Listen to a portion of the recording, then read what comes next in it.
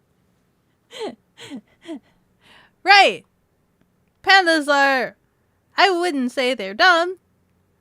They're reproductively adept in captivity. How is this relevant, you may ask? Well, good question.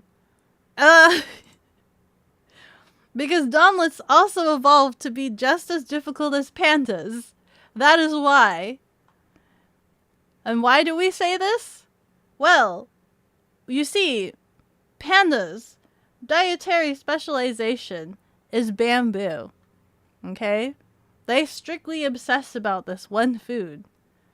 Just as Donlettes, their dietary specialization is salmon. They obsess about salmon.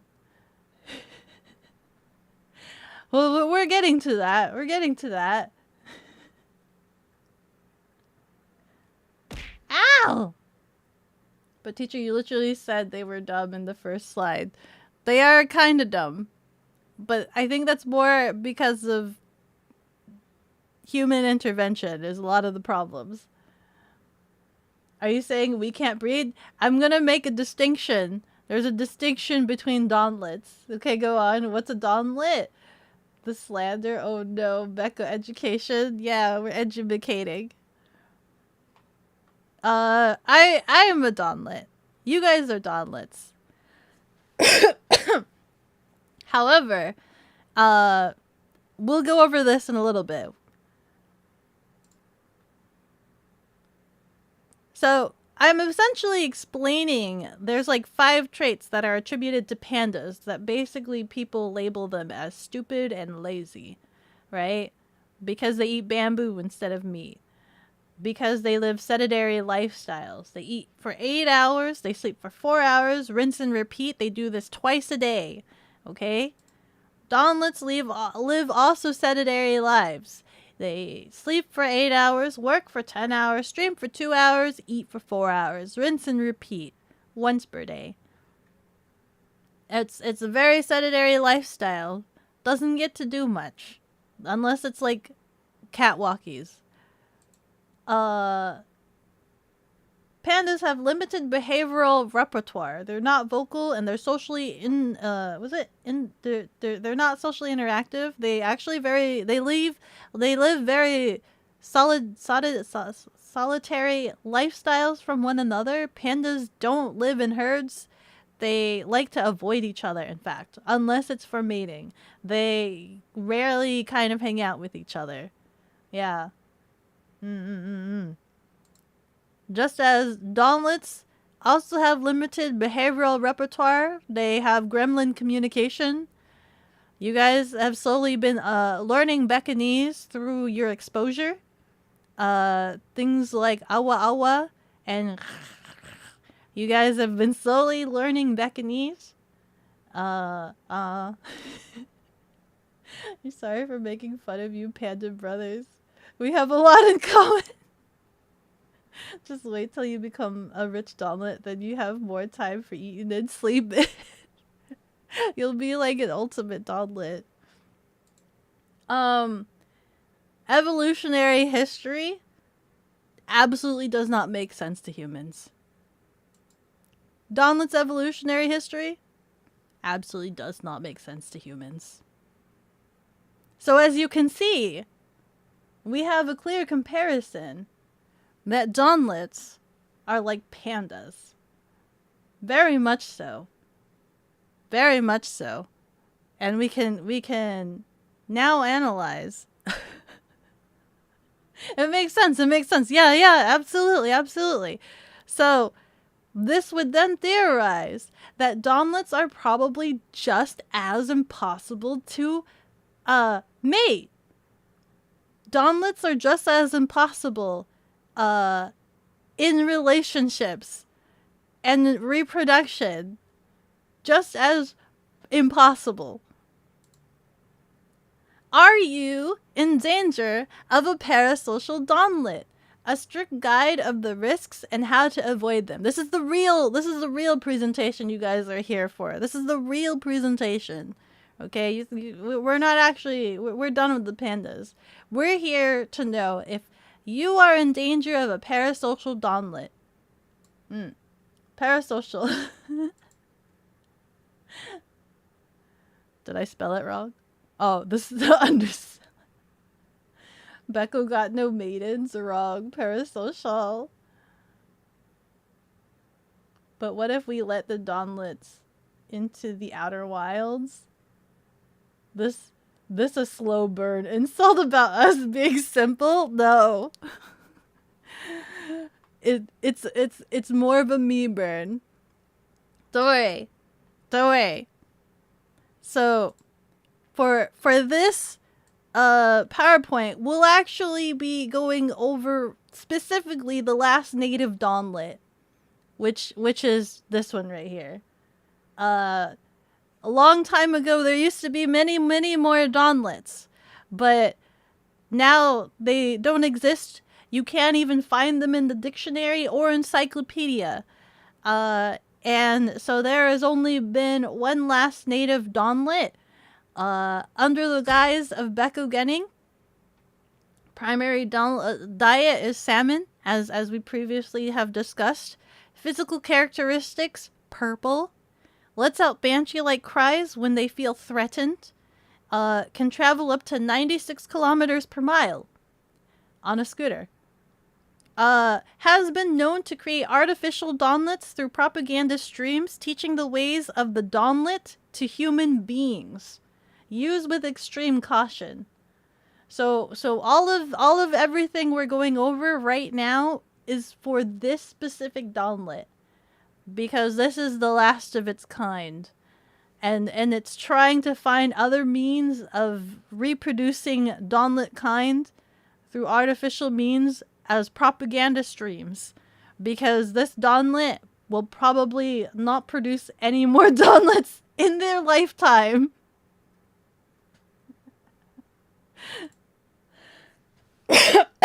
Beko lore. Beko is caged animal. I thought Beko sis has a relationship. Yes, but Beko sis is not a Donlet, unfortunately. Beko sis is not a Donlet. That gif. Indoctrinated Donlets. Indoctrination.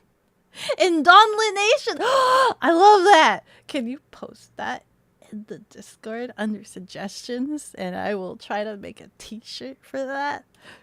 So that I remember it. Post it in suggestions. Indonlination. Indoctrinated Donlets. Indonlination. And then write t-shirt. And then I will try to remember to graphically design that. Skill issue? It's an evolution. It's a evolutionary set of traits, okay? This Donlet looks funny. We started with pandas, ended with a streamer. Free us, please, native Donlet. You use extreme caution.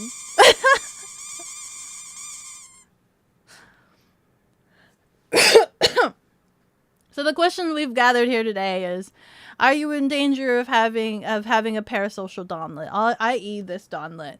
Can this Donlet be parasocial? Can you be parasocial with this Donlet? Today we are here to find out. Does that mean if you become a Donlet, your PP grows smaller too? No, you're an artificial Donlet. The traits stay just about the same. We'll probably we can have a different PowerPoint covering artificial Donlets, but today we're discussing the last native Donlet and their evolutionary traits to mating and reproduction. How did we get? Good question. Wait, so when you mentioned the insemination of the pandas, no, that's humans intervening. We're not going to be discussing that. We won't be discussing artificial. We're gonna be discussing Donlets in the wild. This Donlet, the wild Donlet, and their mating habits. Oh, I guess I should have discussed the previous panda stuff. So going back to the panda, let me explain to you how pandas mate in the wild. So I think that would help. Female pandas are only fertile able one day out of the year, give or take a day before and a day after, which leaves about 3 days to have proper mating period, with obviously the middle day being the most optimal and prime dating period, okay? And when this panda is getting close to wanting to mate, they will piss all over places to leave their mark and scents and stuff like that. Pandas are very all about the scents and smells. And a male panda will come around and be like, this female panda is just about ready to go. So they will leave their mark as well on trees, specifically trees. Now, when they leave their mark on trees, they will go up and beyond to try to pee as high as possible on the tree. They will do things like even handstands to be able to piss on the tree as high as possible to try to exaggerate their size. The higher up on the tree, the possibly bigger the panda, so that they are more attractive to the female panda. When the female panda has basically decided on what male they want, amongst the competing males vying for the female panda, they then convene on each other and do the mating process.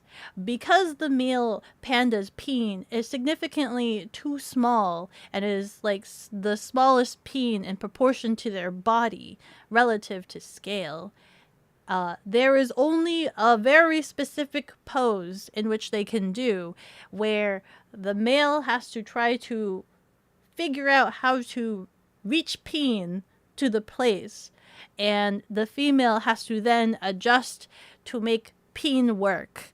And then they will do that. They will both have done the ritual, and they will go their separate ways. So that is how it is done in nature and in the wild. Okay? That is how it's done in the wild. That is the most difficult process that they have to go through. We will now go through the difficult process of how a donlet in the wild goes through the process. The perfect catfish. What? What? Gotta electrify this donlet? No, we're not talking about artificial means of dating.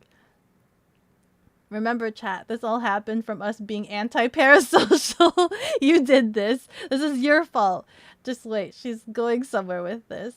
Moral of the story, Beko just wants to piss. The perfect catfish. He just like you for real, for real. Okay, you guys learned a little bit about pandas. Let's go. Okay, let's go here. So that's how it's done in the wild. That's the process. That's the difficult process of how they do it in the wild. Now we're gonna cover the difficult process of how a donlet dates in the wild. So first, obviously, you guys are really, really concerned about having a parasocial donlet. Well, what are the risks involved with a parasocial donlet? Why do you not want a parasocial donlet in your life? Why would you not want this? Well, of course, there's financial risks involved, okay? The average American household food expense is about 13% of their financial spending. With a Beko-infested household, food expenses raise up to 33% of spending. A single Beko may consume 20 plates of sushi at Kura. At $3.30 per plate, that's a bill of $66 alone for a single Beko at Kura Sushi. Ow!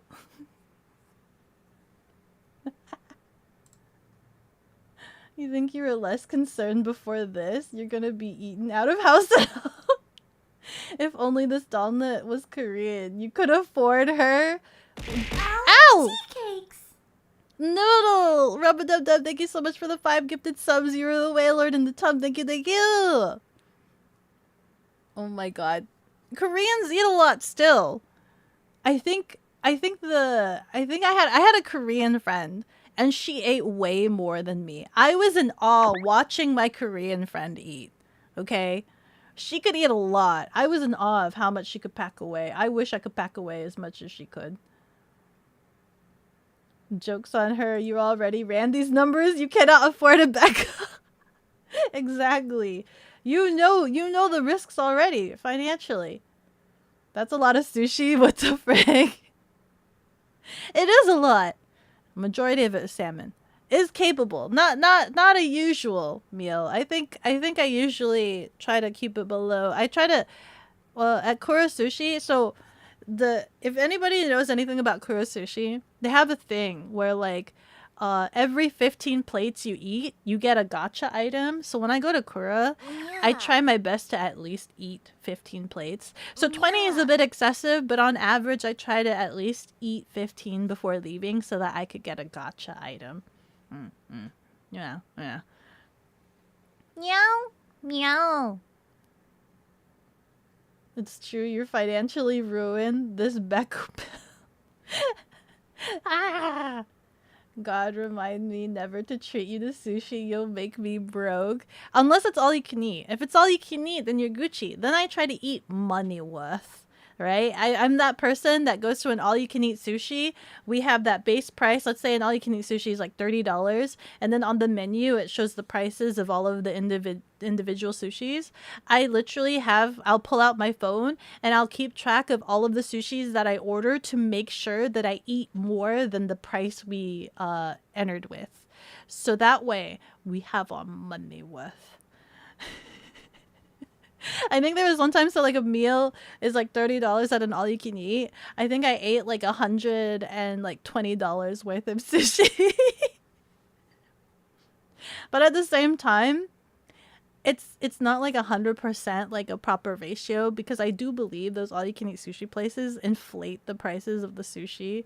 So that way, if you do buy just like 1 or 2 sushis, it's like it like almost equaled the amount as an all-you-can-eat.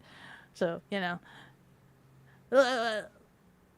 leave that to your whatever you may decipher from that.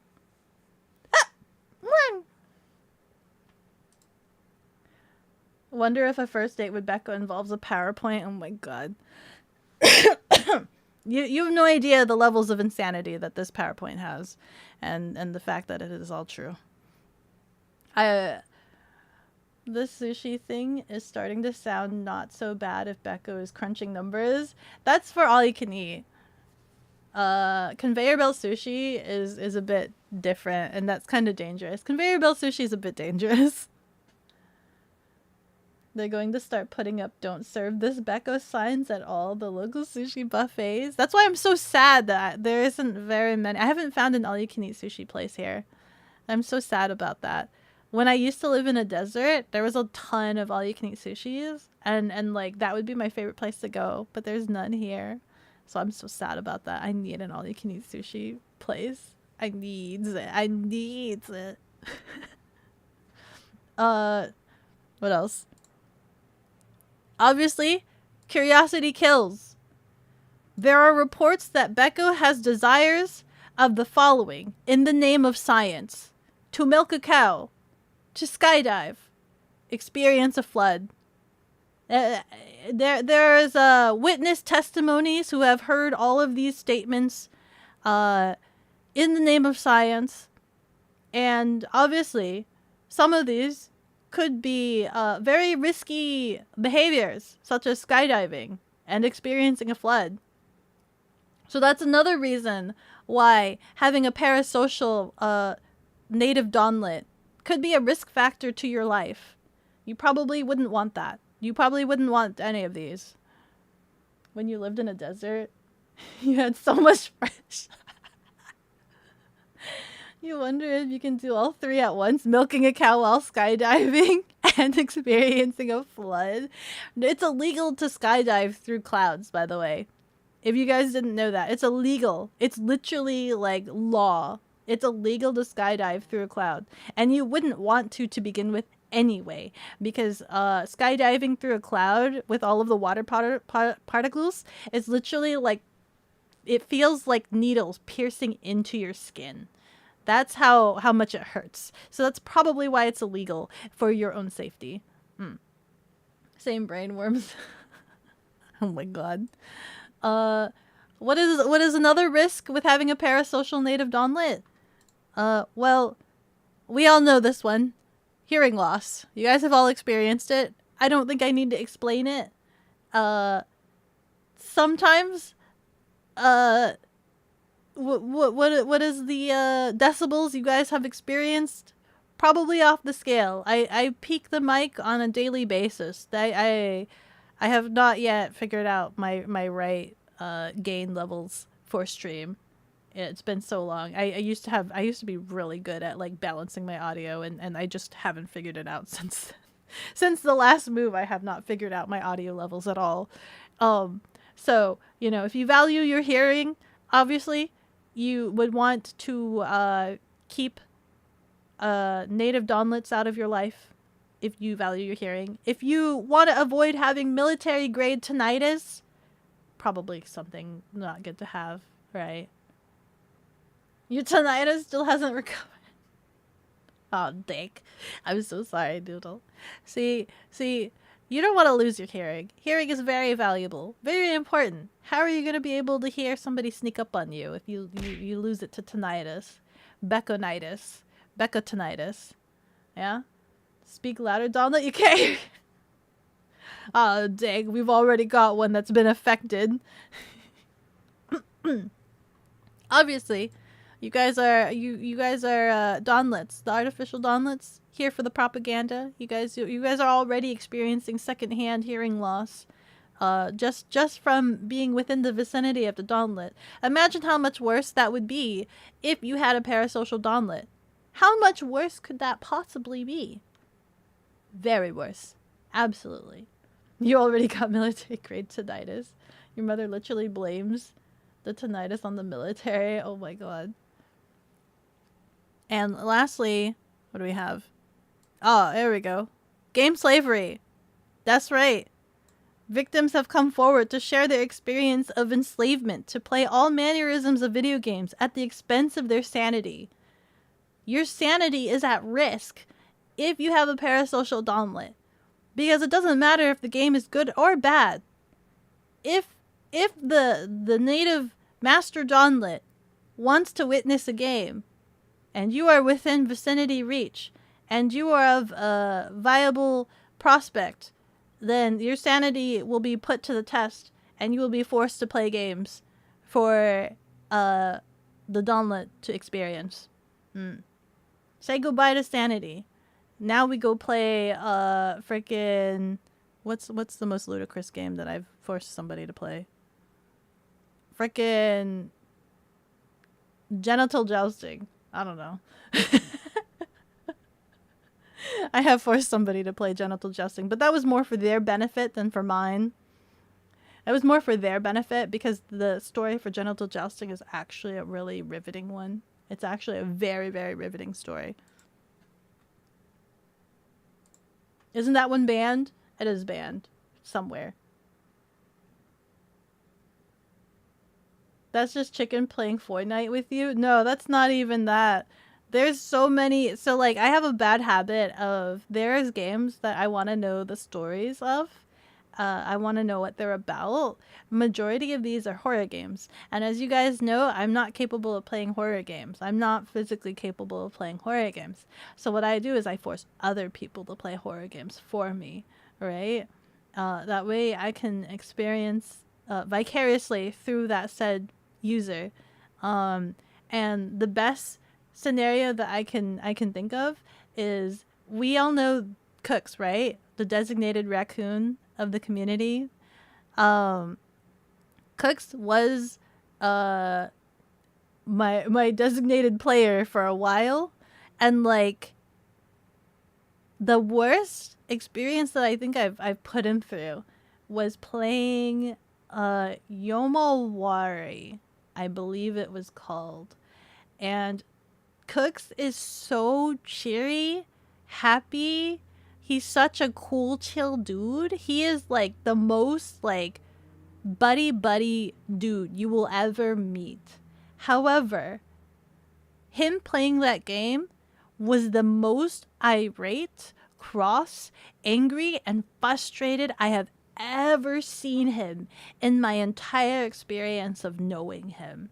He literally sounded like he wanted to rip out his hair and like vomit out all of his intestines out of the sheer frustration of this game. What game shall I play today, Donlet? You remember the sanity break of the car mechanic sim? Isn't that one banned? Genital jousting is on Twitch's no-go list. Yeah, we don't play that on Twitch. It'd most likely be like Discord stream. Becca, you're cutting off again. Donlet, speak to me.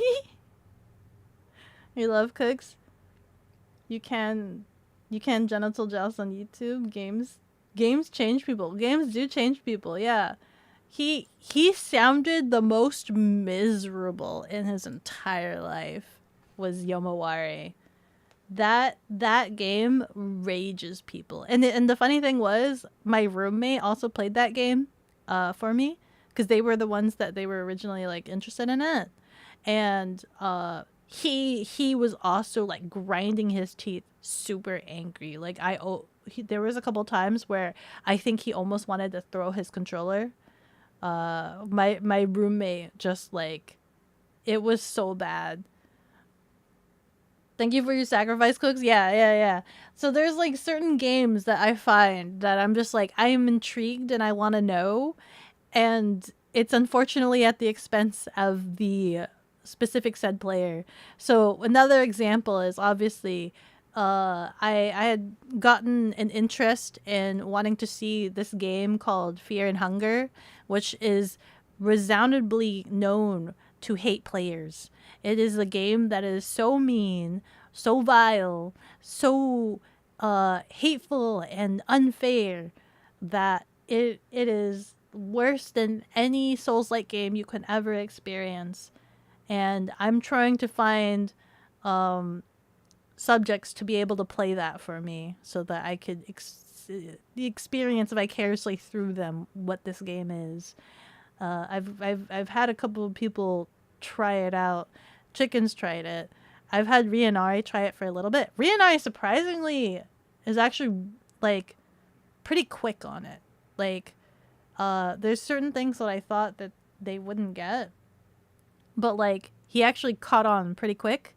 The only problem with Rianari is that like I have to ask him specifically. I actually have to pull him away from his group of friends to be able to play this for me because he doesn't feel that he can stream that game to his friends. So it has to be streamed to me like personally. And I don't want to take him away from his friends to play a game that he's probably going to be really miserable playing for me. Hakos Bell streamed it, so it should be fun. Yeah, on YouTube. You've heard of that one? Yeah, Becco is obsessed with consuming every story as fast as possible. Yeah! Dang, take him away from the boys? No, I don't want to do that. Ooh, especially since like it's kind of like a really dark game. It's a really dark game that's like kind of graphic and whatnot. Ow. Chicken's tried playing it for a little bit. We haven't gotten too far with it. It's a long, arduous process, but I'm curious. But that's probably another one that's gonna make people insane. Blarg. But soon I'm gonna have to find somebody else to play games for me because Chicken is gonna lose access to my library and will not be able to play games for me. I don't know when this takes into effect, but eventually that's gonna happen, and I'm gonna lose Chicken's servitude to playing games for me. Frick that game. Ooh, yeah. But yeah, this will affect your sanity. So if I do this to friends, imagine what could happen if you have a parasocial Donlet. Imagine your insanity or sanity. You mean there are other means of obtaining games? I guess that's true. I did that with oh, another example is The Last of Us. So like when The Last of Us first came out, I went and bought that game.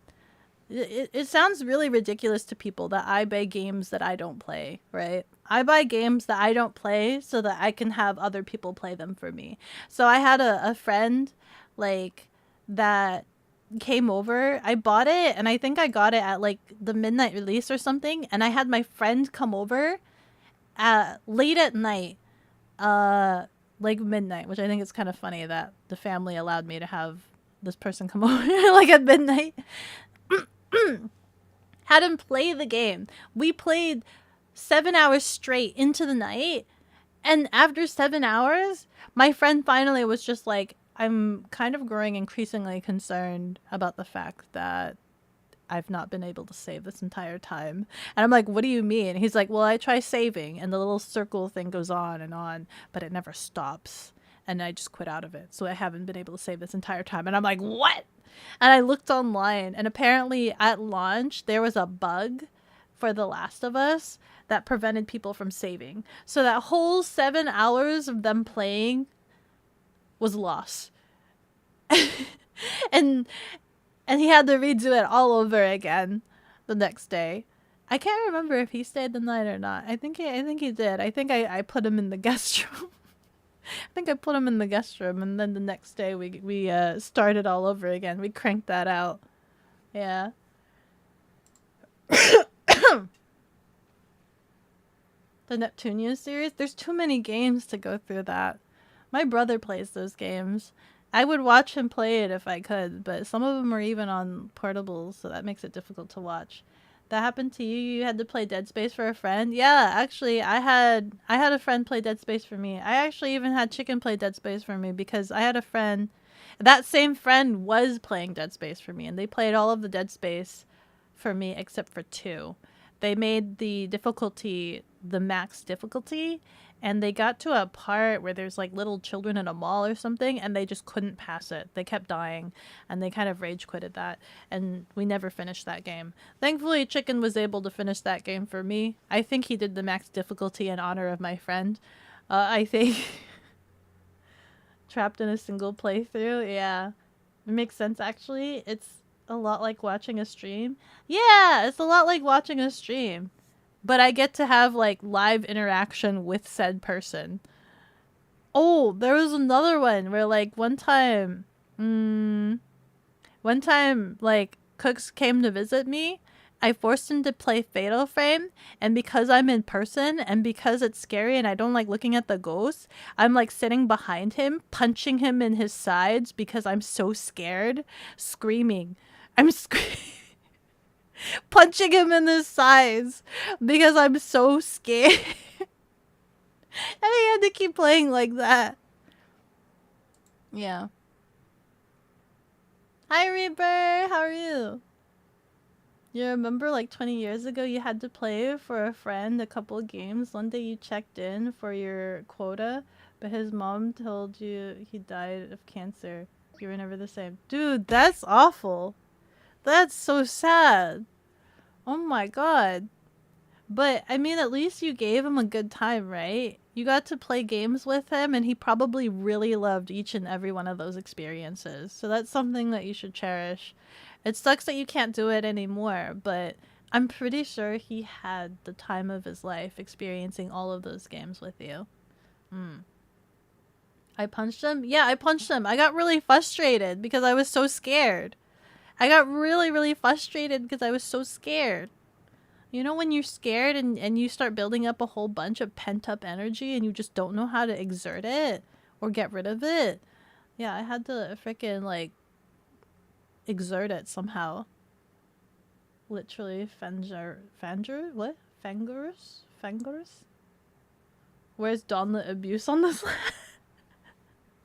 You know what? I guess I didn't put any physical. We'll check that under curiosity kills for physical possible ailments. Literally dangerous. Oh, okay, dangerous. Okay, yeah. Literally, absolutely, literally. It's absolutely. These are all very valid risks for having a parasocial donlet. These are all very, very dangerous, valid risks and reasons for why you would never want a parasocial donlet in your life. Okay? Okay. So, what do you do if you suspect a parasocial donlet? What do you do if you suspect you might have a parasocial donlet? How do you avoid having those risks in your life if you don't want those bad stuff? Well, guess what? I've got the answer for you. You absolutely do nothing. You do absolutely nothing. What do we do? Nothing. You do nothing. You just carry about your day. You just continue doing you, being you. You just do it. A funny thought of Becco seeing a jump scare, then sending a haymaker to the person next to her at a movie theater. Yeah, I don't know. Nope. I don't think I could go to horror movie theaters. At least you can afford this Parasocial Donlet's monthly amount of sushi. Oh my god. You do nothing. And I will explain why this is the case. Okay? Because it's actually very difficult to parasocial a donlet. It's actually very difficult to be accepted into the mating program. Is that the words I'm looking for? It's very difficult to be accepted into the mating program of a donlet. It's very difficult. It's exceptionally difficult to be accepted into the mating program. And here's why. Dun dun dun. Oh, you see, yeah. What? Mating. Ah. You're not sure those are the words you would have chosen? Oh, groundbreaking. Mating program, just be rich. Oh, no. That's... I think it takes much more than that. Just be rich. Let's go. So, where do we begin? Obviously, there's prerequisites.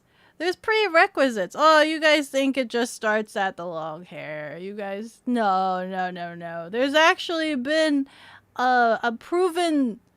There's been 5 substantial rules that have been a thing for many, many years now. There are 5 requirements to be considered a potential mate to the native donlet. Okay, 5 requirements, 5 prerequisites to even be considered. I think over here. Let me just stand over here.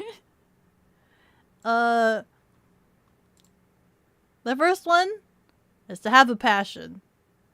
I believe that people are the most beautiful when they are developing their own passion. Many a time I have experienced people that when I ask them what their passion is, they have yet to know. They have yet to discover what their passion is. I find people that know exactly what their passion is and are like developing it or whatever. If you like piano and you are like playing piano and you're practicing it and you feel so passionate about piano, those moments where that person is developing their piano skills, I think is when they are the most beautiful. They are super duper beautiful. Or if they are like an avid skateboarder. I might not like skateboarding, but if they are an avid skateboarder and they love it with a passion and they go and skateboard to their heart's content and they have dreams of being like the next big league skateboarder, man, that's hot. Man, that's hot. Heck, you're out in the first round. Good luck, other Donlettes. Noodle, do you not have a passion? Do you not have a... What is your passion? Dang, 5? That's 0 too many for you. Oh, that's so sweet. Yeah. So like, you know, typically you hear people list physical traits for what they think is hot. Yeah, sure. I like the lean. Sure, I like the long hair. But mega hotness is if somebody is like developing their passions. If they have a passion and they're developing it. That is hotness. That's like master tier hotness right there. Does unsuccessful space program count as a passion? Did you want to be in an astronaut? I think passions can evolve, develop, and change. So let's say if you had such a high tier passion, and let's say there's something preventing you from that, but let's say you find other means to achieve that passion. Let's say you start doing like astrology, or you start like trying to discover the stars from Earth or whatever. That's still in the same line of things. That's still not letting life get in your way, and you're still finding a way to be as close to your passion as possible, right? It's that drive. That drive to pursue your passion, whatever means necessary, whatever form and shape that may take. That's what I think is absolutely beautiful. Does waifu collecting count as a passion? I don't know. Is it?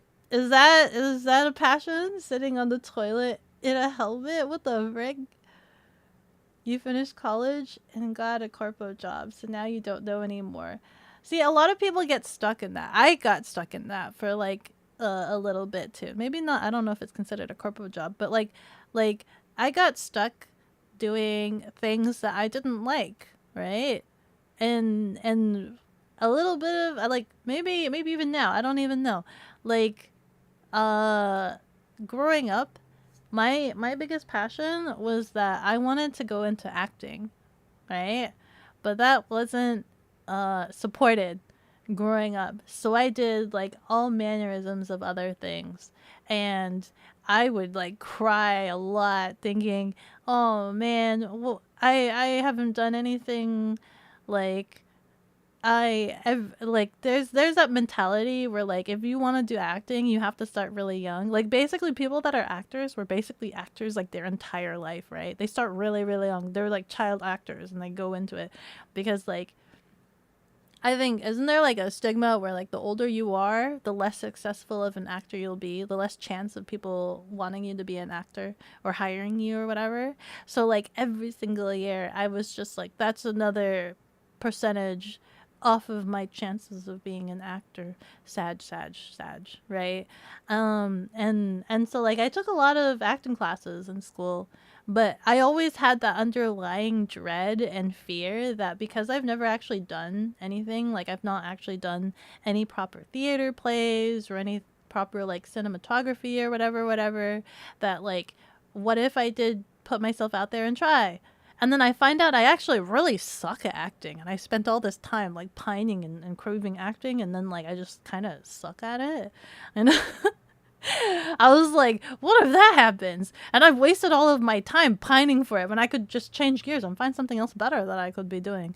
And like, but I think I have this goal in my mind where I just, if I can't do acting in traditional sense and like go to Hollywood and be an actor there or yada yada yada, I would accept doing like voice acting, or I think my end game is probably to start doing like cinematography myself.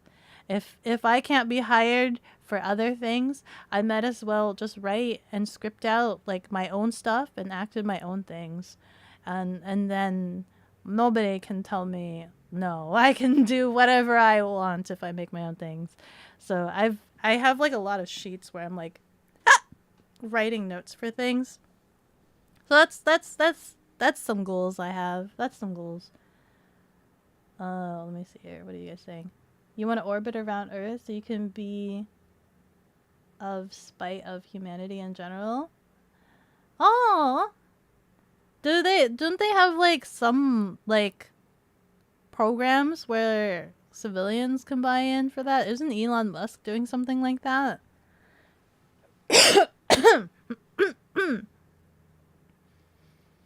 Absurdist. You need a 3D printer, you swear? Oh my god. Wait, Scribs, that felt too weird to call you absurd. Not necessarily, but helps. You feel that? Hollywood big stinky anyway. Yeah, there's too many. It's too complicated. I don't know the process. I don't even know how you start. I don't even know how you start or how you begin. I don't even know how you find auditions, or agents or anything like that. Or whatever. This turned out really wholesome and you know you'll achieve them. Oh, it gets worse, Noodle. It's gonna get worse. This is gonna get more ludicrous as we continue down this rabbit hole. Just you wait. Just you wait. The fact that I have 5 requirements.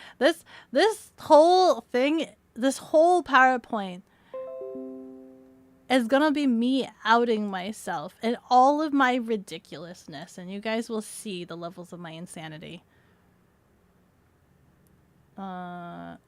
Great actors make great 4 players. What is that? The love below?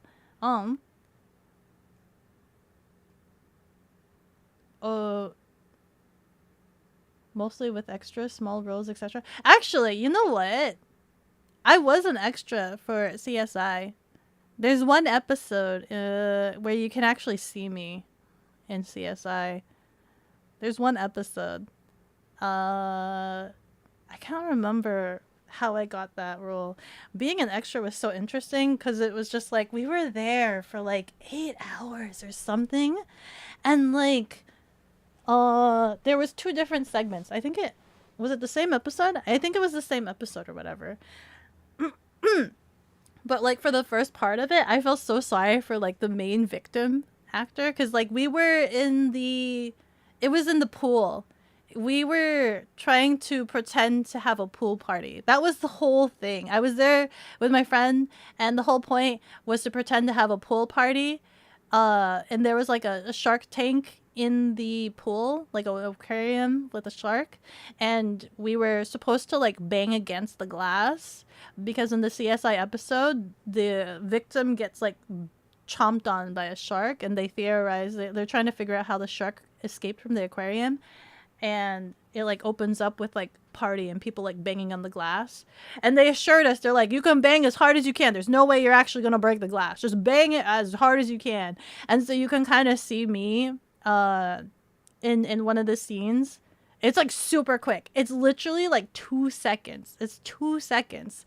But you can see me, like, I think I'm turning around after banging on the glass. Like, I'm banging on the glass in one shot, and then there's a different shot where you can see me kind of turning around and going, like sinking down into the pool or something. So, yeah, there's an episode of CSI where you can actually see me. We're gonna love it all. Also, starting with community theater helps. I don't know how to do that. I'm too nervous. I've thought about finding local theaters, but I'm also really anxious and also wondering like I don't know. I'm too anxious and scared about what if I get accepted and then what if something happens and I can't commit time, like not knowing my schedule or when I get sent out to conventions or things like that. I don't know. I don't want to let other people down. I think is a fear that I have. I have been looking at message boards online, like for cinematography groups, but I also don't know how to find proper cinematography groups in my area so that I could practice cinematography and acting for like small indie cinematographers. If there's any cinematographers out there, reach out to me or voice acting. I'll do things. CSI Marathon, let's go. Oh my god. You guys gotta try to find the episode. Like Waldo, but Becco, pool rules, no banging the shark. Becco in a swimsuit, oh my. I was wearing a bikini. I don't know if I want to describe it, because then you guys might like scan every episode to try to find it. Becco in a swimsuit, oh my. Becco famous. You've been in plays and musicals. I've been in like one play, and it was with, I think it's called With Their, no, I've been in like 2 different plays, but the problem was both plays were just like monologues. So I don't have an actual experience of actually interacting with people in a role. I had one of them was With Their Eyes, which was a monologue about the 9/11 incident. And then I had another one which was the vagina monologues. So and I had a monologue about the comfort women. And those are like my only experiences being on stage. Yeah. I've done a lot of exercises in class. But it's still one of those things that like I wish I had more. I wish I had more experience, you know. Hopefully I'll get better. Hopefully I'll learn to do more and I'll get out of my shell and stop being less shy about it. But yeah, I wanna tell cool stories. Isn't she technically wearing a bikini right now? No. It's pants. Okay. So that's the first requirement. We have like 5 requirements we have to go over to be considered a potential mate.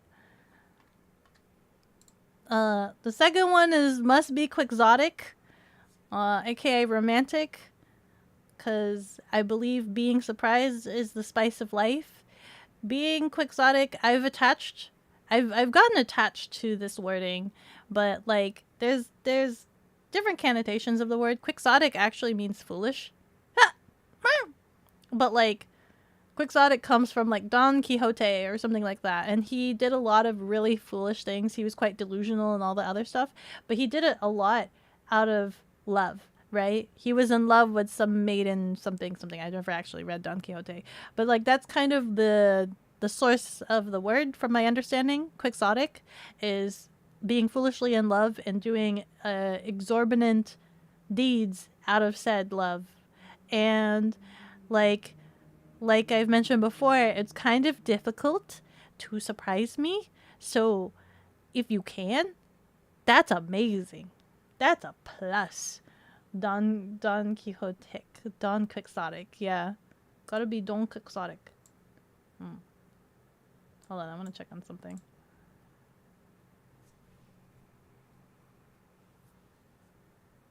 I'm gonna assume it's doing okay.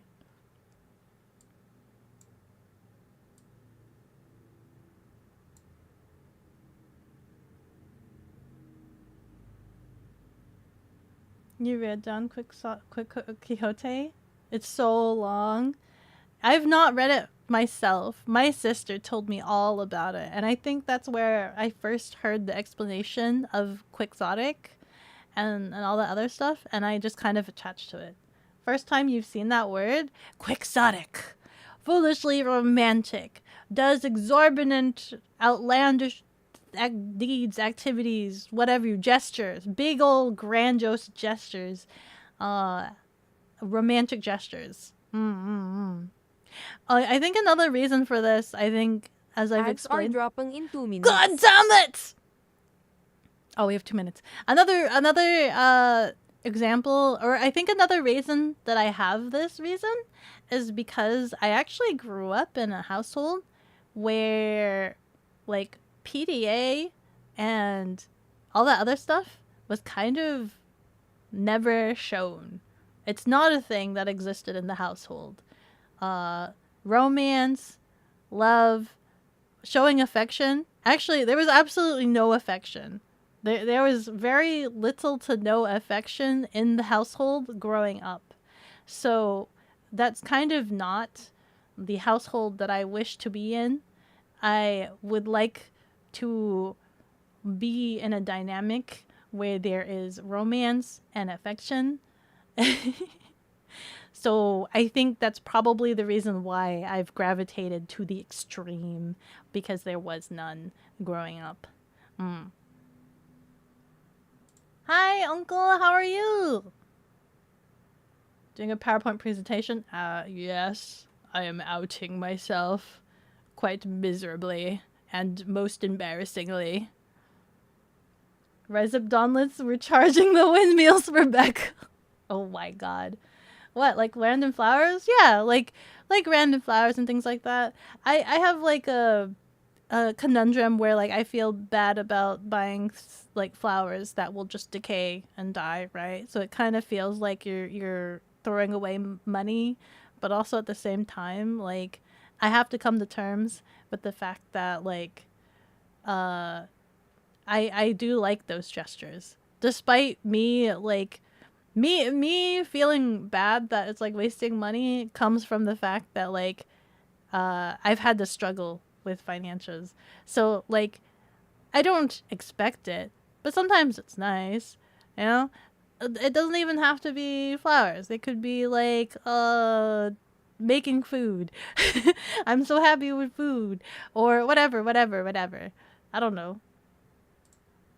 Speed run them all of them in the ads. Oh my god. Just speed run the whole PowerPoint in the span of the ad so that you guys don't have to see any of it.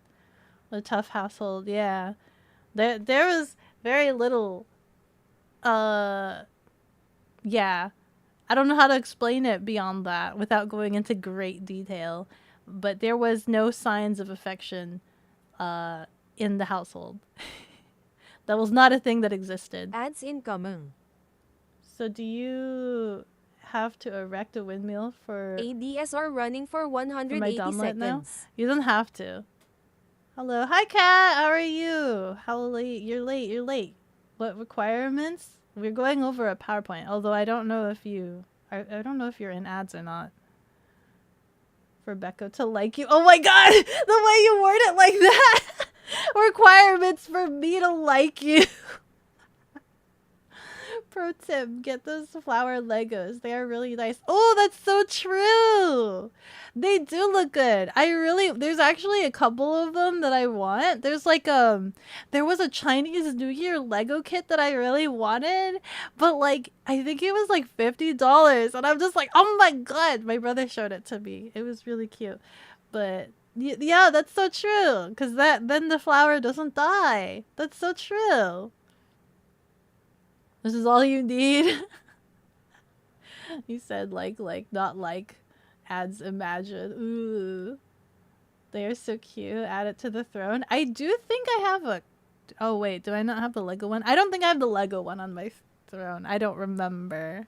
But I think I have like some other puzzle stuff as well on the throne.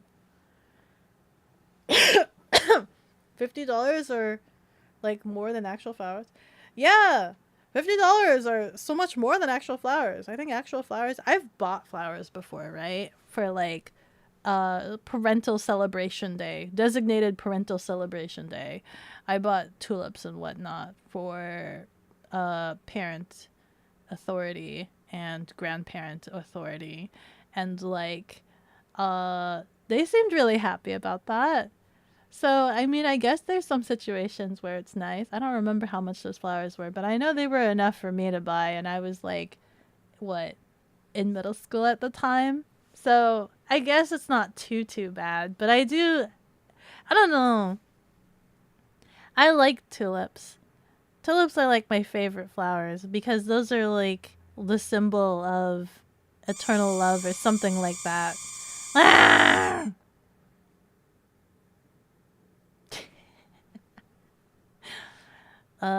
What else? Hachu. Huh?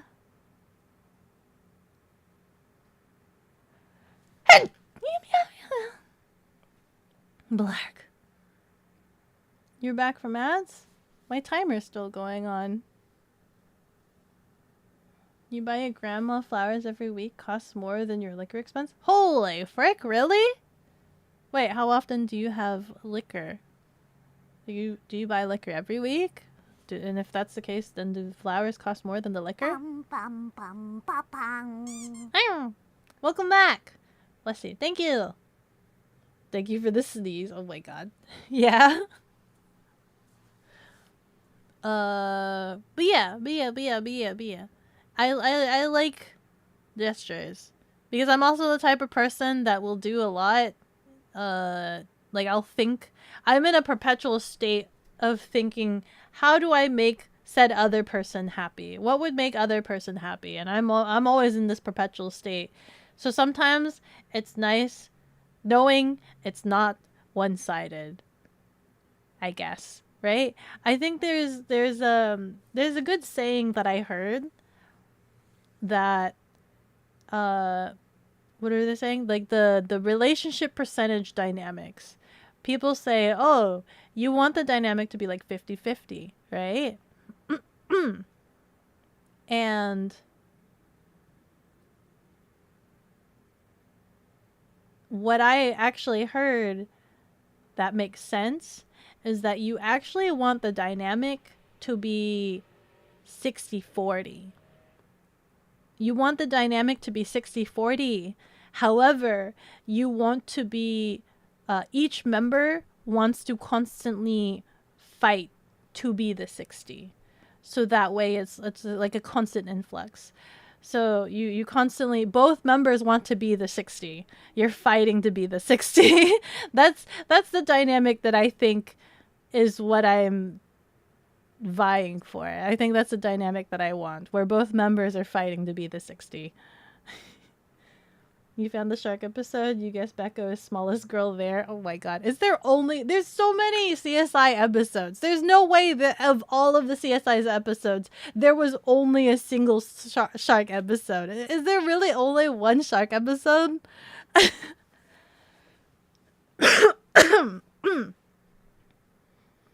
Yeah, it's nice to feel loved and to give love. Yeah.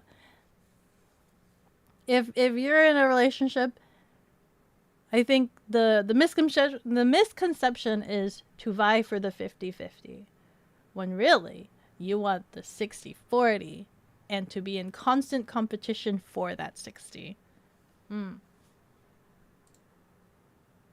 Liquor is real cheap here, and funnily enough, the percentage content to is all the same, so whatever you buy, you get your kick for. Oh, I see.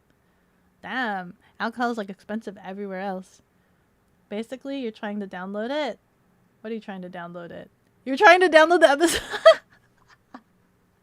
Wow, dick. I can't believe there's only one shark episode. There must be hundreds of episodes, and you're telling me there's only one shark episode? That's so dumb. Let's see.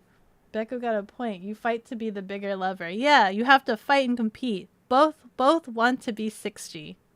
That's what the dynamic should be. So I've actually found, I'm gonna out myself a little bit. I've actually found that I struggle with this dynamic. I've found that what usually ends up happening is I've found that I tend to have the higher percentage, or I tend to be the more authoritative one in the dynamic, which can sometimes be tiring, I think. Things don't get done or things don't happen unless I say. And that kind of sucks, because then I don't really get things. Like, I don't get treated for things. Does that make sense? Yeah, I get tired. I have to be responsible. I'm always the responsible one. I was the responsible one that got things done for the family. I'm the responsible one for work, and I do a lot of things. And so, like, I don't want to have to be the one that's always 100% responsible for the relationship. Does that make sense? I'd like to be taken care of for a little bit, even if it's just for a little bit.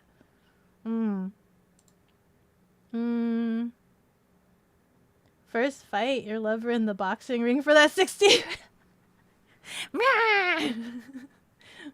Get that 60. You know, it's a funny hunt for the episode, but don't get too weird.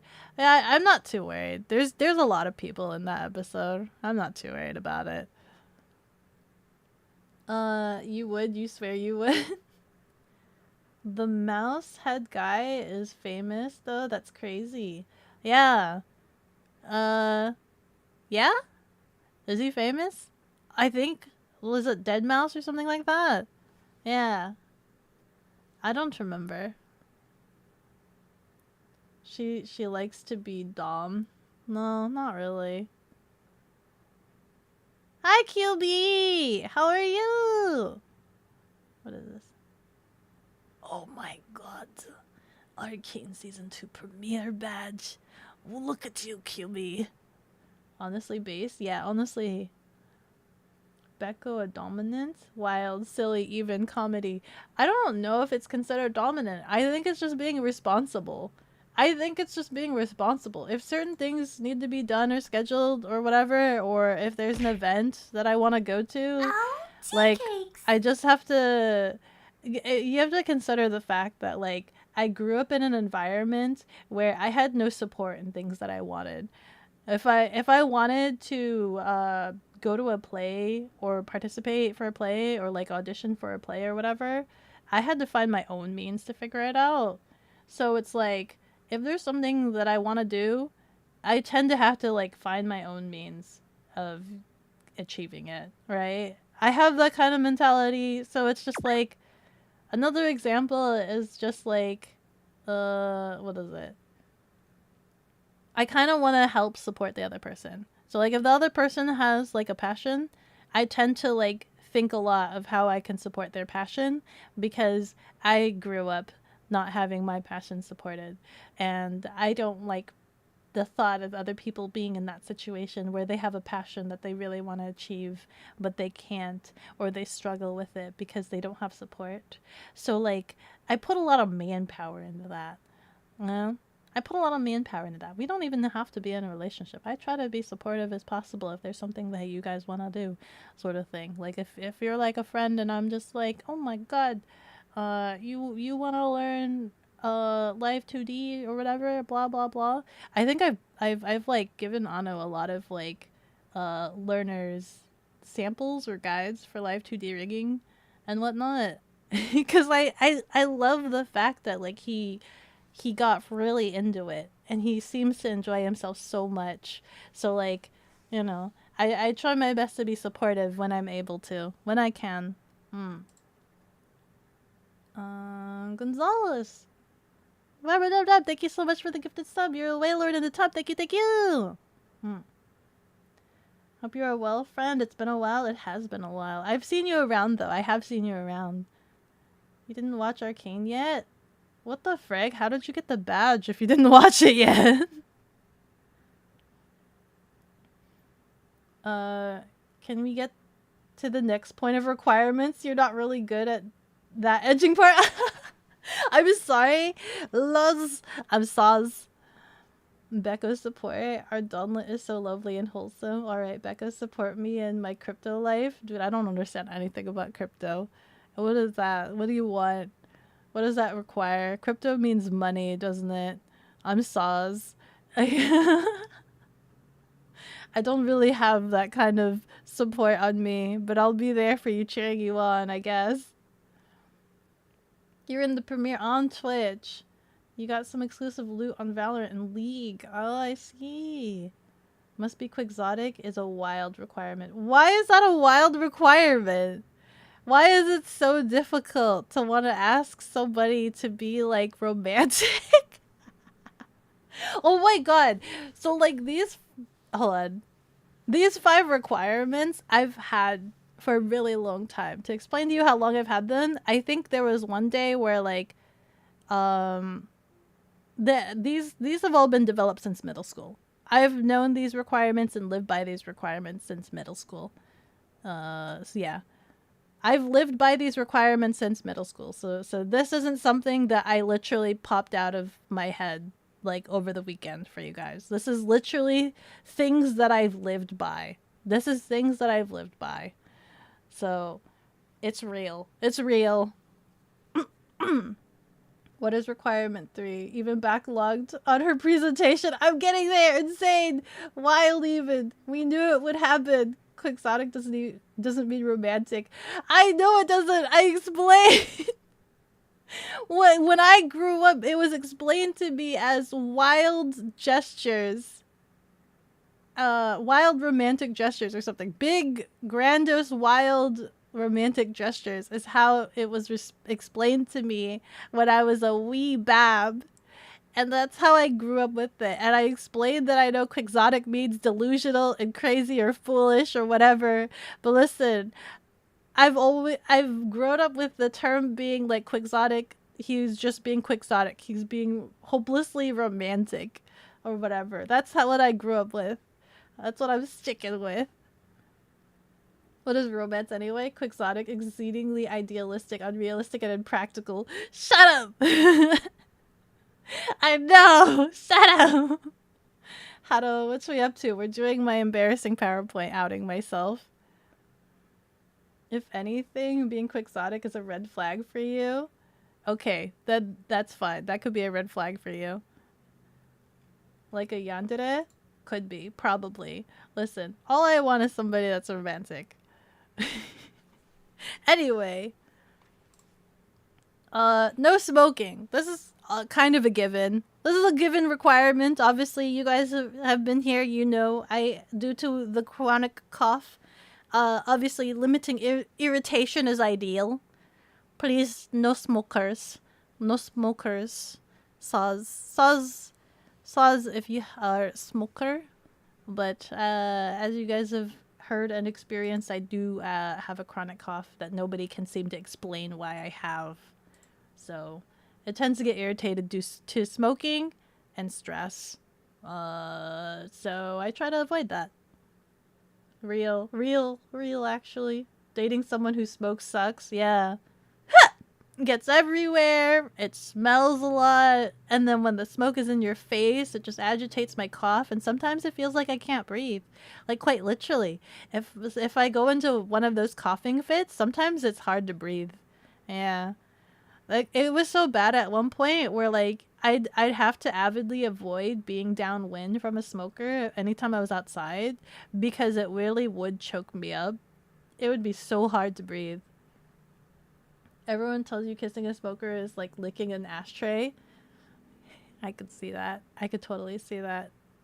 The scent and taste permeates. It tastes bad. So does chocolate smoking count? You know what's funny is that I like candy cigarettes. You know, like the ice cream trucks that come around and then they have the chalk cigarettes. There's two different candy cigarettes. There's the bubblegum candy cigarettes and then there's the chalk candy cigarettes, which is kind of akin to like Smarties, I think. I like those chalk cigarettes. I love them. I don't like smoking. I hate smoking, but I like candy cigarettes. Those are kind of tasty. I'll go and buy those.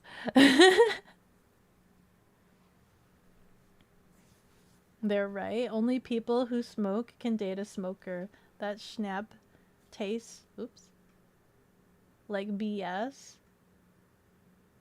Also, holy schnapp, it's hard to clean the schnapp out of the furniture. Oh yeah. It just permeates. It just sticks to things, right? The only exception you have for that is like occasional recreational plant smoking. What's plant smoking? Becco just reminded me you have ice cream. You have ice cream? How does smoking relate to ice cream? You like smoked meats? Does that count? That doesn't count. I'm trying to figure out how to smoke salmon. But of course that smoking goes outside, right? It's not inside. That's gonna be outside. Popeye sticks? Is that what it's called? Are they called Popeye sticks? Even so, edible are better anyways. Edibles? You see another non-smoker? Kiss a homie? Kiss a hammy? Imagining Becco chasing down an ice cream truck. Oh, because I was talking about ice cream truck! Oh, yeah. For a pack of candy cigs is too good. Dude, I really would. When I discovered candy cigarettes, I literally would like hunt down ice cream trucks. I'd like hear them in the park and I'd be like, and I'd try to go buy like candy cigarettes. I think it was the most I've ever bought. Like I bought a pack of 5 one time of candy cigarettes just so that I could have them. Oh my god, I love those things. I would get a bulk of those if I could. Is there a way for me to buy candy cigarettes without chasing down ice cream trucks? Because ice cream trucks tend to have like an inventory of things that I can't find at regular stores. You can't find like candy cigarettes in regular stores. How do I find candy cigarettes? You're talking about smoking weed? Oh, I see, I see. Devil's lettuce, the ganja. Oh, Satan salad. There's so many names for it. By the way, sorry for annoying you about the quixotic thing. You had only shown up at that point. That's fine. No worries, no worries. You didn't even know the meaning of quixotic till now? Yeah, quixotic means being foolish. Idealistic and foolish. By definition standards, it's idealistic and foolish. But I grew up with the term being referenced to being like, was it like grand, ridiculous, foolish gestures, out of love. Yeah, that's how I interpreted it. Candy cigarettes, addict confirmed. Order them from online, easy peasy. Can you order them online? Is it just called candy cigarettes? Getting silly with it. All of the candy cigarettes. No, I don't need to have so many candy cigarettes. It's fine. I'm trying to kick that habit. Although, not really. I'm joking. I wouldn't mind having a pack with me right now. Yeah, you can. Cigarettes, please, but smoking stunts your growth, tiny one. Can we get, you know, that meme of the tiny girl that like gives like coins and it's just like one something please and everybody replaces it with wada wada wada? Could I have like a Becca meme of the little child giving candy and being like, one candy cigarette please? Can I have that? Amazon sells candy cigarettes, 12-pack for $7. Oh, wait, that's not bad. That's not bad. Wait, hold on. For real?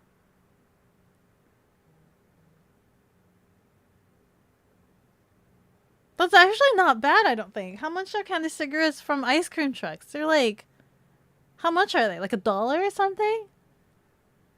I got you. Yeah! Frickin' I have a supplier now. That sounds so bad.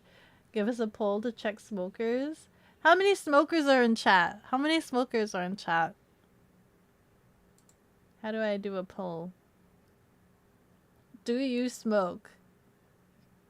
How many smokers we got in here? I need to make one of those things where the poll shows up on stream.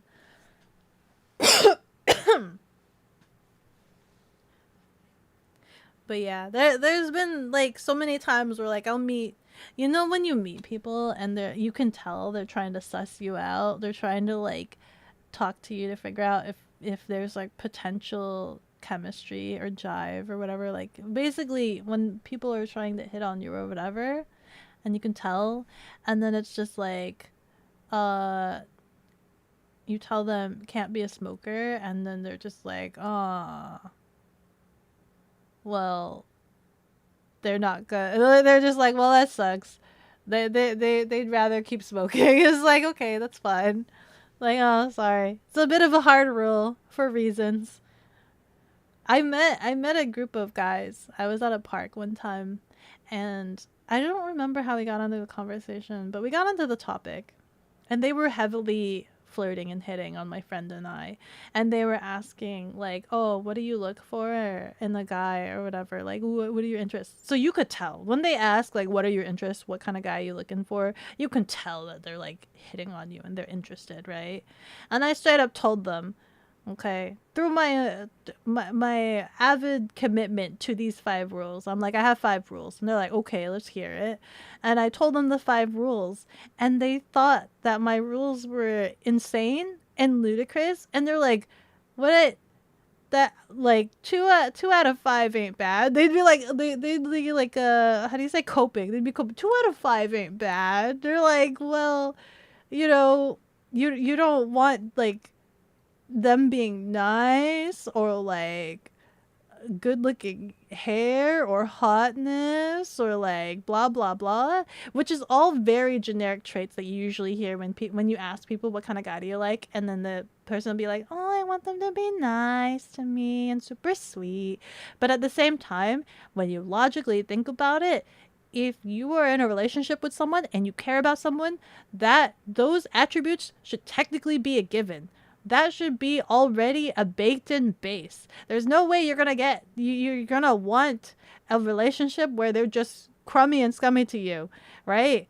If that happens, you're in a wrong relationship. That's nobody ever wants to be in those relationships. They just kind of happen. So it's kind of like putting them into the 5 requirements. No, it's kind of a baked in like standard.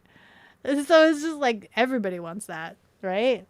I don't need to explain that. These are special traits that kind of wheedle it down because everybody can be nice to the person they like. Everybody can be nice to the person they like. You know what I mean? That's a given. Yeah. These are Beko standards. That's just standards for real. Yeah, those are just basic standards for real, for real. Used to vape some, but you quit after the juice kept leaking everywhere. Ooh, ah. They have flavors, different flavors for those vapes. If they can't give up 6 for you, they not worth it. Yeah. Them stooges. Well, ain't y'all a bunch of do-gooders who can't handle a ciggy? No, that's good. That's good. Cigarettes is bad for your health anyway. We have some clean lungs in here. We have some clean lungs. Every now and then, Uncle have some cigs. Oh, like how Avi has... Yeah, like how Avi has her pulls. I want to be able to do that for mine. Your grandparents smoke, so you're really not well with smoke. Yeah. I think my grandfather smoked, but he gave that up when my sister was born. When my sister was born, wait, no, actually. No, I think he still smoked when my sister was born. He stopped smoking when I was born, though. He stopped smoking when I was born. I remember because I used to play with his pipe. I used to play with his pipe, but he didn't really use it, but he still had it.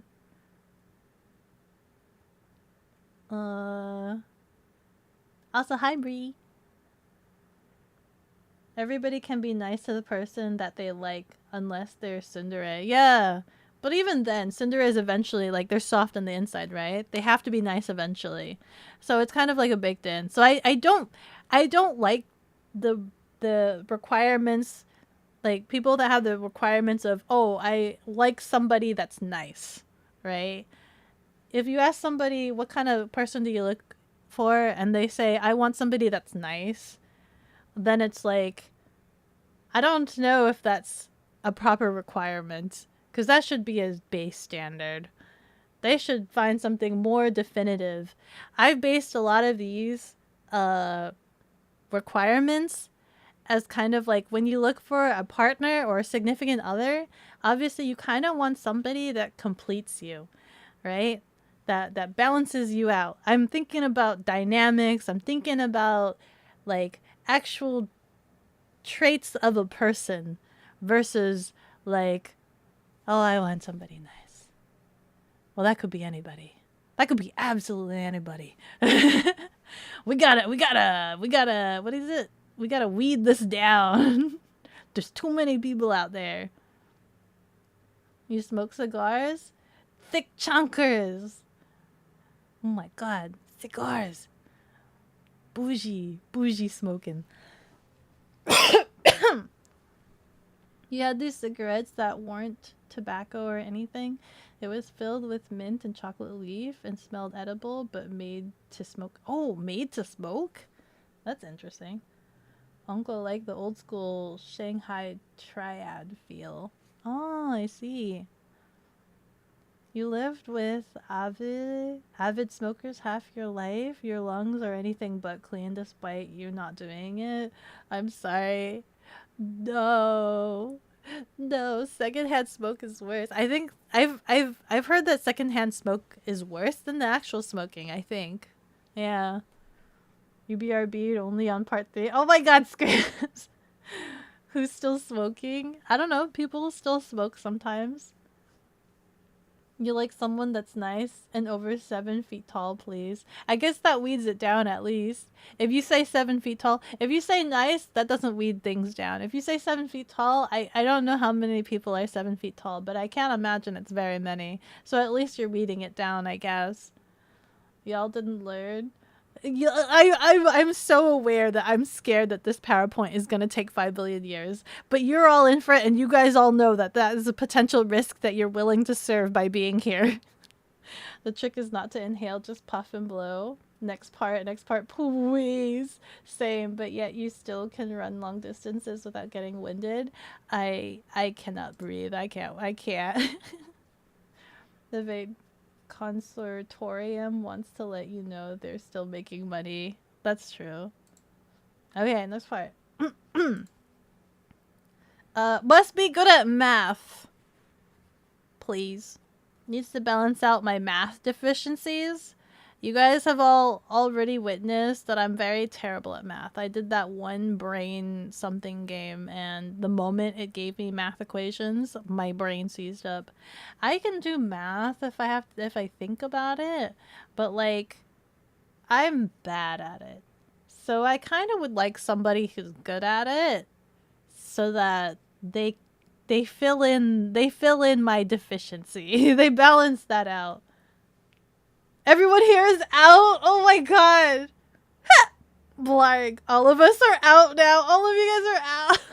You guys were saying you were out at freaking requirement 1. You guys were saying you were out at number 1. You know how many reactions I've gotten that say that they're out at math? Do you know how many times I've had guys that are just like, well, I'm out, right? Come on, guys. Come on. Be good at math. She hates us. No. That's an easy one. No math. Let's go, nerds. I need somebody who's good at math to balance out my deficiency at math. I'm terrible at math. My brain seizes up. Give me numbers, expect me to do any form of equation, and my brain will be resilient and fight. I can do math if I like actually have to do it and sit down at it, right? Obviously, I passed my classes, struggling through whatever Beko math means I was doing, but you know, it's not a strong suit. It's not a strong suit that I have, so I'd like somebody who is proficient at it. You know, that's a hope. That's a hope right there. 3/4 so far. No quixotic here. Double out. Quixotic, you can be, but it's planned, not spontaneous. Either or. Listen, as long as you surprise me, because I'm very hard to surprise. Okay, actually, you did a math test for employment standard test thingy, and you got an 80%. Well, there you go. Gotta be good. My thinking process is, if we happen to have a little offspring child thing creature, right? I'm not gonna be the one that helps them with the math homework. If you can at least help them with the math homework, that is preferred. Can you help with a little offspring's math homework? That is the question. Why you all like that? Math is fun. Yeah. You have a passion for movies and whatnot, so might count. Yeah. Well, but like, what is your passion about movies? Like, you wanna make movies? You wanna collect movies? Math sucks. Math does suck. Your quixotic is planned. Don't smoke. You joined the military for a reason, and that includes no crazy mathematics. I think the military would require some mathematics for certain things, depending on where you are. Like, I think that is a thing. Or at least I hope so, especially for some of the more technical things, at least. What kind of math are we talking? Like financial math or calculus? Are they not the same thing? They all consist of numbers. The calculator can save this relationship. No. I mean, maybe. No to math. Offspring / child thing / creature.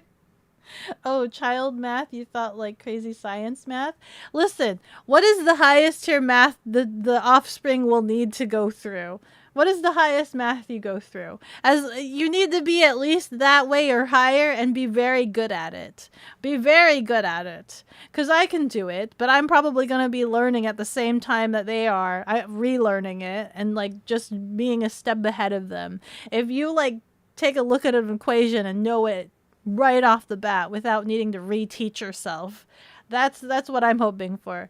All the way to like, we'll say whatever the highest level degree math for what, year 2 college, whatever that is. I don't know whatever that is.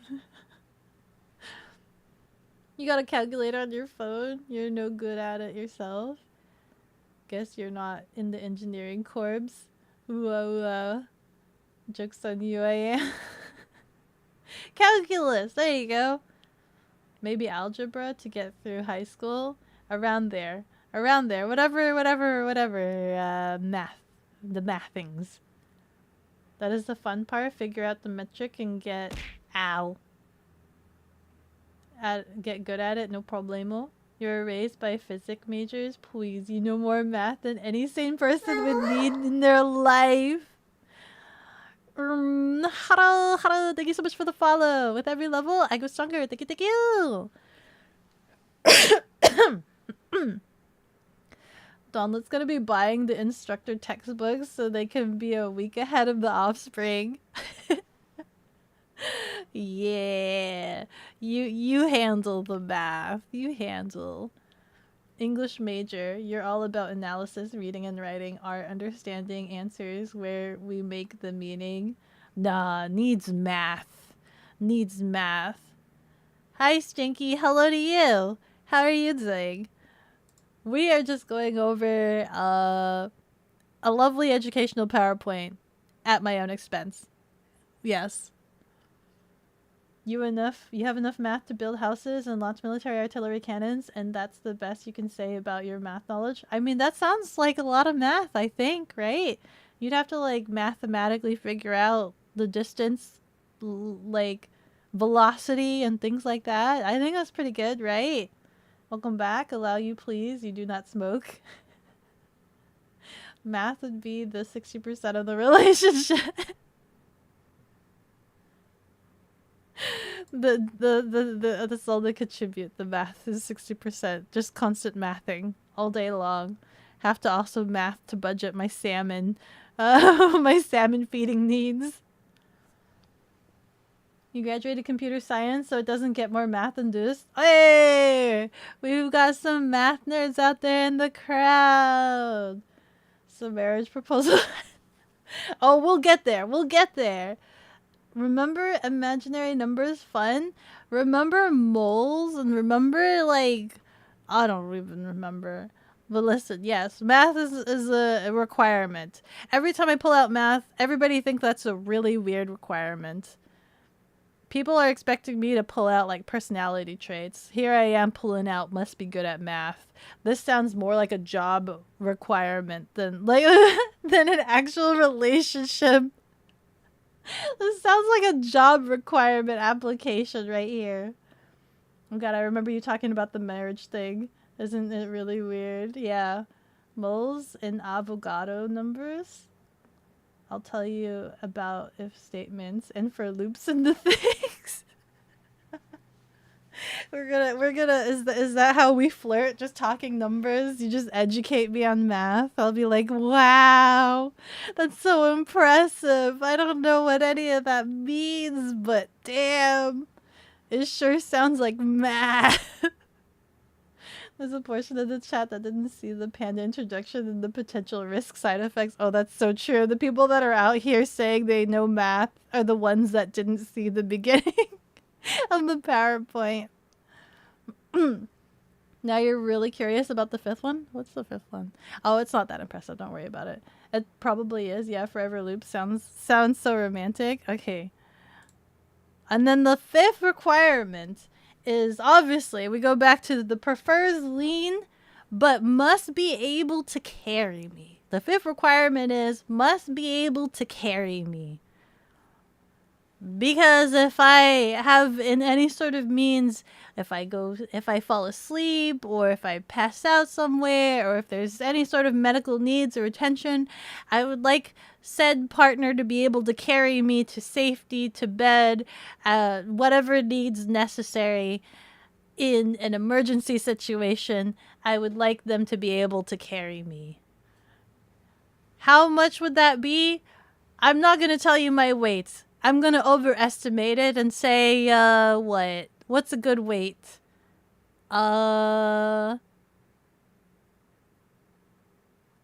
Like, how big is a tuna fish? If you could, wait, how big is a tuna fish actually? Maybe that's over exaggeration. How much does a tuna weigh? Oh, there's a wide range. They can range between 40 pounds to 2,000 pounds. Maybe that's not a good estimate.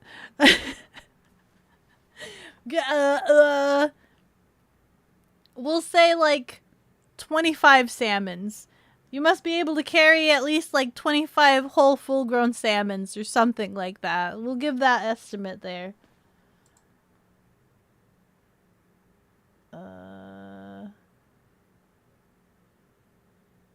You're 50 centimeters. Anybody can carry me? Oh my god. Oh hell yeah. You'll throw back. Am I a discus now? Chuck Becco over the shoulder like a burlap sack. People have done that to me and it actually hurts. I don't know how people can do that and like make that okay because the shoulder digs into my stomach, right? That kind of hurts more than you think it would. It's not very comfortable. I'm just going to say that. Unless you have very broad shoulders, I think maybe if you have more of a shoulder shelf as opposed to like whatever shoulders I've been on, it tends to kind of hurt. What type of carry are we talking about? Fireman carry? I don't know. Carry. We'll talk Princess Carry. Princess Carry. Becco is easy to carry, maybe even throw. Oh my god, easy. Becco, like what? 1 bag of rice, maybe 2. How many bags? Those are like 50 pounds, right? Let's do 3 pounds of rice. You gotta be able to carry 3 pounds. Right, 3 or 4 pounds of rice, depending on the brand and style of rice. 3 to 4 sounds about right. I'm overguesstimating, remember. I'm overguesstimating as well. Becco is bigger than a bread box and smaller than a refrigerator. There are your estimates. Yo, marry a winch then. You know what? They have a passion to do their job. They don't smoke. Our winch is good at math. Can a winch be quixotic? They could probably take me up to like the tallest building and I'll be able to like see the stars. That is so romantic. You're gonna guess 4'7", so about 80 pounds. You definitely can yeet, Becco. Oh my gosh. Yeet! That means their technique was wrong. Oh, there's a technique? I didn't know. Every shoulder I've been on that way, like tossed over like a hostage, it kind of hurts. It's not comfortable. If there's a better technique, I'm intrigued. Science says you can easily carry weight in general. Okay. Okay, yeah, you keep getting carried by lean people without padding. Damn! That's my issue. I want lean. The lean shoulders are not good placeholders. Damn, you right. Well, that's why we go Princess Carry, I guess. Or, piggyback ride. Piggyback. Hey. That's the easy way. Piggyback ride is easy. 3 pounds of rice. Small. You survived primary school, you will survive Becco too. Oh my god. Hi, Hero. Becco, easy to carry. Trust. That's right. I think Hero has seen me physically. I forgot that Hero has seen. They've perceived. Wet rice? You are not lead. It's Jover. It's so Jover. Throw you over shoulders like a neck warmer. Oh, frick. Like a freaking scarf. Neck warmer, you have. Hero has perceived. You are totally lean, but world is not ready for your full potential, so you limit your power to wearing extra weight. Hey, that means you can also be super fast too. Ah! Oh, TK. Oh, frick. Rianari's here. Hi, Rianari. Rianari, I'm outing myself. I'm outing myself. I'm talking about, you know, I'm talking about the thing. But don't divulge things. I'm outing to myself to my chat of my crazy, weird mating rituals. Which, you guys, Rianari has known me. They know me. They know how ludicrous it gets. They know how crazy it gets. I'm doing the thing. I'm letting my chat know. But how are you? How was your Thanksgiving? Can we have a poll for anyone that's still considered a candidate? Oh my god. Also, congratulations for surviving 21 months. Yahoo! You could literally set Becco on your shoulder and carry her around. BRB. Okay. Everybody out here looking at these requirements, wondering if there's still potential. It's okay. You're more than welcome to indulge your chat all by yourself. Oh my god. No, it's not that. It's not that, Riodari. I'm literally explaining to my chat why they are completely safe. I have a chat. I have a community of everybody who's scared and worried about being parasocial with me, and I'm explaining to them that they don't need to be worried because it's literally impossible to be like that, like, because of my weird rituals. Okay, my weird rituals will make it impossible for them, so they don't need to worry. Ah! Can I cancel it here? Oh, nope. Okay. Time to not ruin your positive view of Becca. Going to celebrate Dad's birthday. Okay, goodbye. Oh, frick. Decline. There you go. Goodbye. Happy birthday. Happy birthday, Hero's Dad. You lost me on romantic. Lenka, you can't be romantic? That's so sad. Huh? Is that why? Yeah, this is the whole reason why this entire PowerPoint exists, is because my community, I noticed my community was trying to be anti-parasocial, heavily anti-parasocial, and was worried about being parasocial with me because I would say that I like long hair, and we have community members that have long hair and decided that they want to cut their hair off because they don't want to be a potential for me. And I'm here to let you know it's impossible because I'm the ridiculous one. You can continue being yourself. You can continue being whatever. You are fine. I appreciate all of you for being just the way you are. I am the ridiculous one. I am the ridiculous one. You guys are all fine.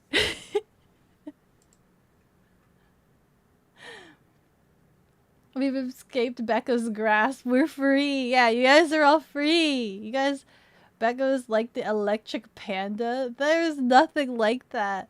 You just get little sister energies, so don't worry about it. You're borderline emotionless. No! You think you could win Lenka's heart? We should all be vying for Lenka's attention. You miss when the requirement was only long hair? The requirement was never long hair. You see long hair on here? The requirement was never long hair. I like long hair. I like long hair, but I acknowledge that that's a temporary state of being, right? That's a temporary state of being. If I were to expect you guys to have long hair forever, like what happens when you get old and you lose your hair or whatever, that's a temporary state of being. All of this other stuff is like a more permanent state of being. Even if you're not lean, you still have to mandatory be able to carry.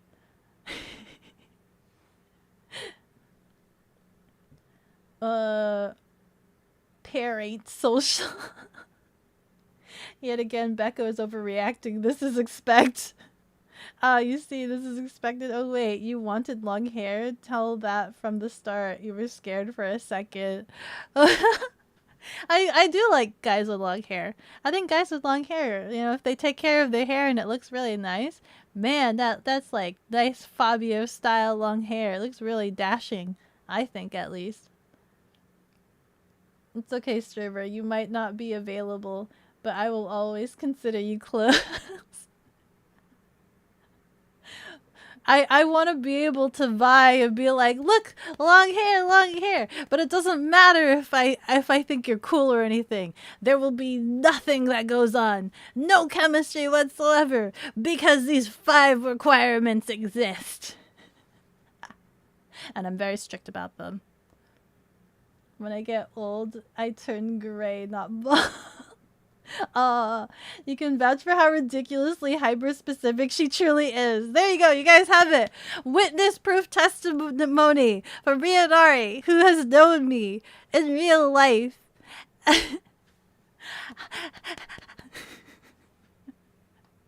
So these are the 5 requirements, guys. These are the 5 prerequisites to be considered a potential mate. If you guys... hold on. If you guys just so happen to have all of these 5 requirements, well, you see, that was just stage 1. There's more. That was just stage 1.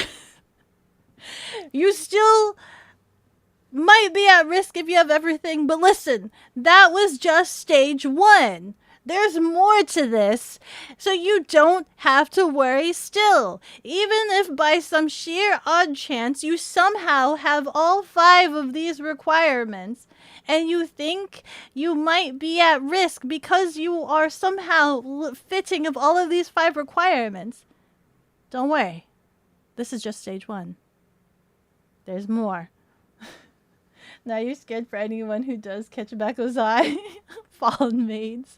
Please don't make me feel that old. Oh, no, you're not old. Second phase. You fit all of them. Should you run or hide? Don't worry, there's more. Bruh. Thinking about it logically, you're out here before it begins on account of being in a different continent. Technically, that doesn't even matter. Long distance doesn't matter, I don't think. But that doesn't matter anyway, because there's still more stages. But wait, there's more! What is she doing now? But wait, there's more. I literally pulled it. There's more. She has a second health bar. There's a second phase, guys. There's a second stage. What is this Dark Souls boss? You're slightly concerned. Thank goodness. Wait, what's this chart about? Hi, Jex. Oh, Dick. Hi, Jex. Don't worry about it. Jex, I have a question. Do you have all of this? Do you have a passion? Are you romantic? Do you not smoke? Are you good at math? And are you capable of carrying 3 bags of rice? 3 50-pound bags of rice. Boss enters second phase. If the answer is yes to all of those, you might be in danger. But also, don't worry, because there's more to this. Yeah, you can do that? Okay, Jax is in danger. But don't worry. Don't worry. Why are you in danger? Nah, Becco crashed out. She definitely might be alone for a while now. Make it 4 just to be safe. Oh no, Jex, better you than us. Don't worry. Jex is still absolutely safe if Jex does absolutely nothing. As you guys remember a couple slides ago, I said, if you are in danger of a parasocial Donlet, what do? Nothing. You do nothing. Am I being sacrificed again? No. We're going over a PowerPoint. Explaining this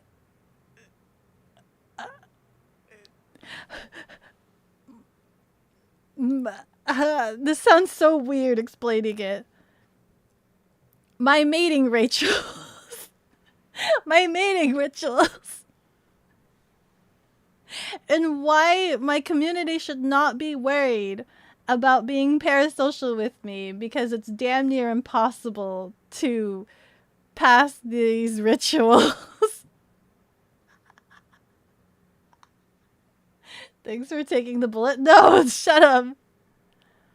Are we gonna find out? Hold on. Are we gonna find out what the next stage is, or are you just gonna go, but there's more for 30 minutes? No. Oh, you're flex to impress. Becco out here peacocking. I'm literally explaining to you guys that I'm gonna be forever alone. Becco shares what she's into. She just makes it weird. What on the maiden hunt? Becco on the maiden hunt. Man being propositioned is crazy.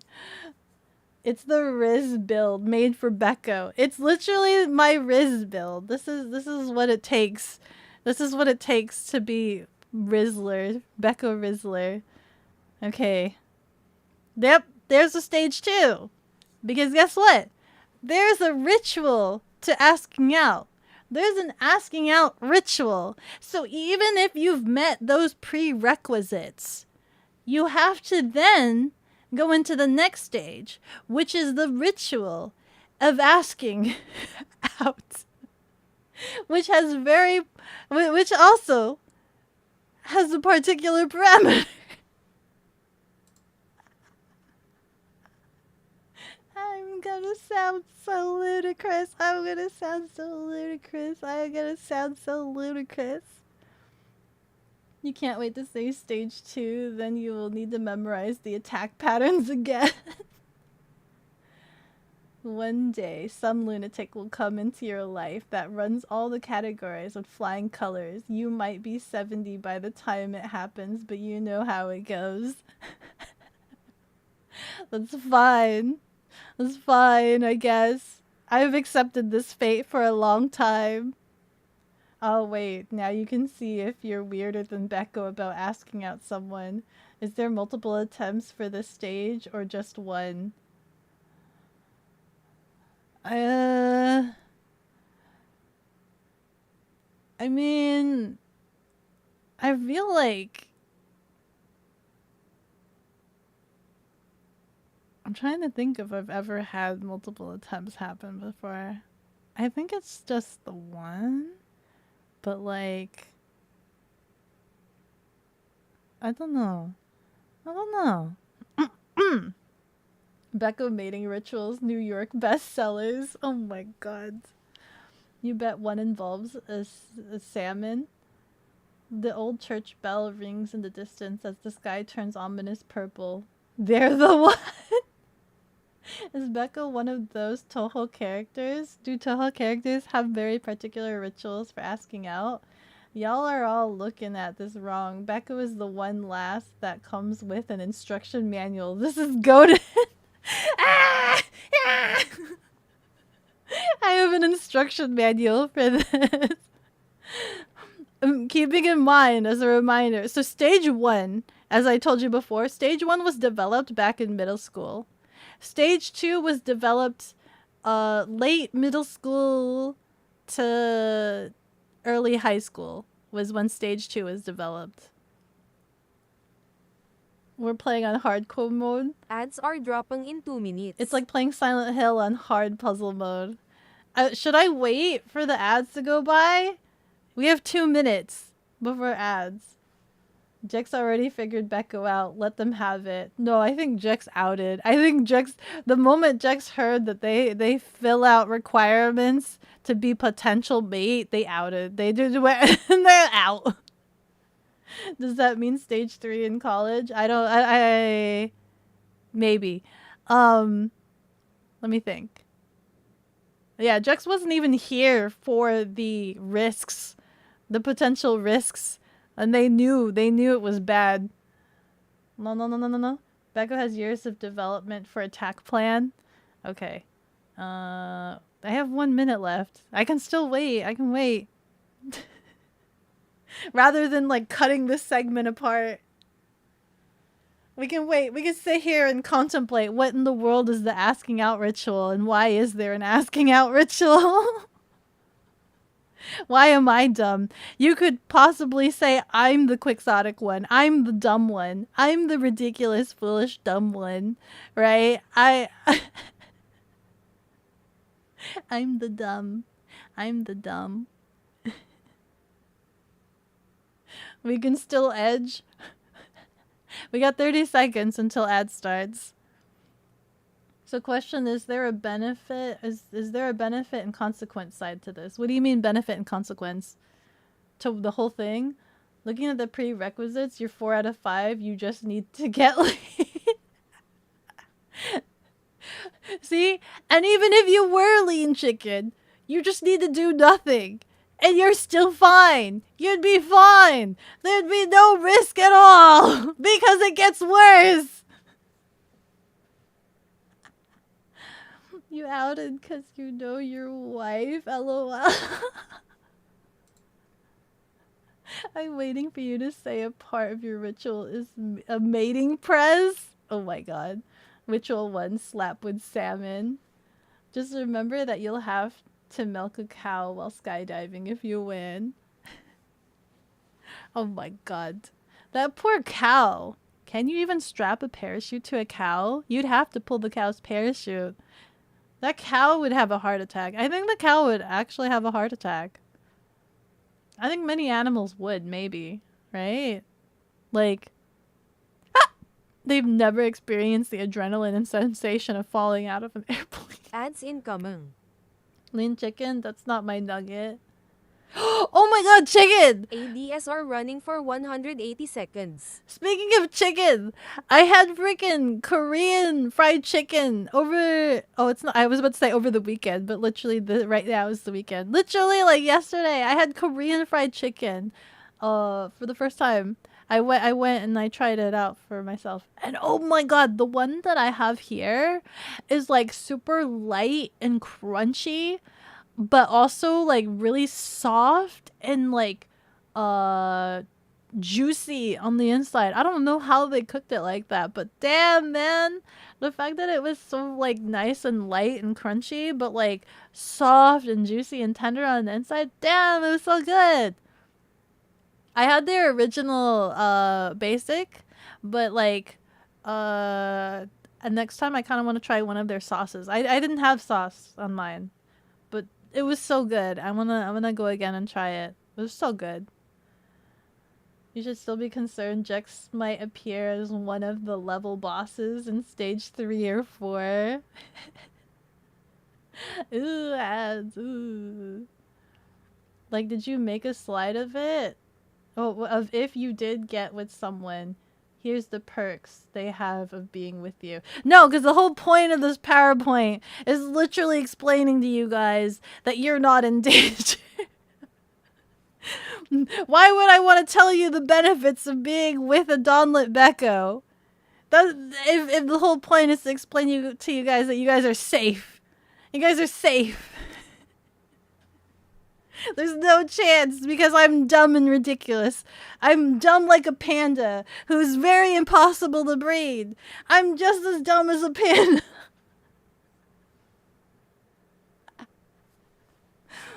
Yo, let's go. And you didn't send... Oh, frick! I have pictures. Wait, where's my phone? I did take pictures. I didn't post them yet. I forgot what happened, what I did yesterday.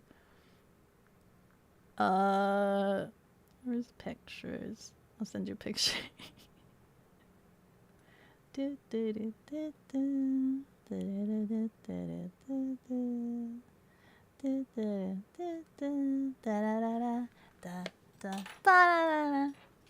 Okay. Imagine Jex facing out. Oops. Let me move this. Facing out and back and just in time to fit the criteria.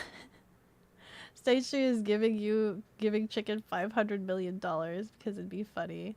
I think most places do a double fry for Korean fried chicken. Dude, it's like nice and crunchy, but it's still like juicy on the inside, Rionadar. It's like juicy and was like light. I gotta take you to this place next time you visit. Welcome back, everybody. I gotta take you, Rionadar. Next time you visit, I gotta take you to this Korean barbecue place. Not barbecue, sorry, Korean fried chicken. You missed all the danger, but now you heard that you hit the requirement for something and was just like, well, damn, I'm special. I want to hear the rest. No, the point is you don't want to be. You don't want to be. The whole point is you don't want to be. Because everybody is scared and didn't want to be parasocial with me. And I'm telling them that's fine. They're okay. Because it's actually very difficult to be weird. I don't know, man. Living on the edge seems fun. Oh my god. This panda keeps giving me reasons as to why we are a perfect score. What do I do? I said I was grading this, and that's a -10, so 90, 100% ain't too bad. Oh my god. She's not worth it. Exactly! Exactly! I've accepted my fate. I've accepted my fate that I might not get married because of these dumb things. These dumb rituals I have. It's not so much scared as like not wanting to overstep boundaries you imagine. Exactly, but I'm telling them it's fine. There's no way they can, because there's no way that you could ever, like, there's no way we could have a random viewer be like, ooh, maybe we could be more than viewers. Maybe someday we can have a relationship. Well, guess what? It's too hard. It's too impossible. Sure, we could go. You found a Korean place last week that serves bulgogi smash. Ooh, yo! Oh my god! I also found a place that's like Korean style burger. I should take you there too. That stuff was to die for. Yeah! Oh my god, we gotta take each other to each other's burgers. It's funny because you're not scared of you, but you seem terrified of me. I am terrified of you, Jex, because you seem so cool.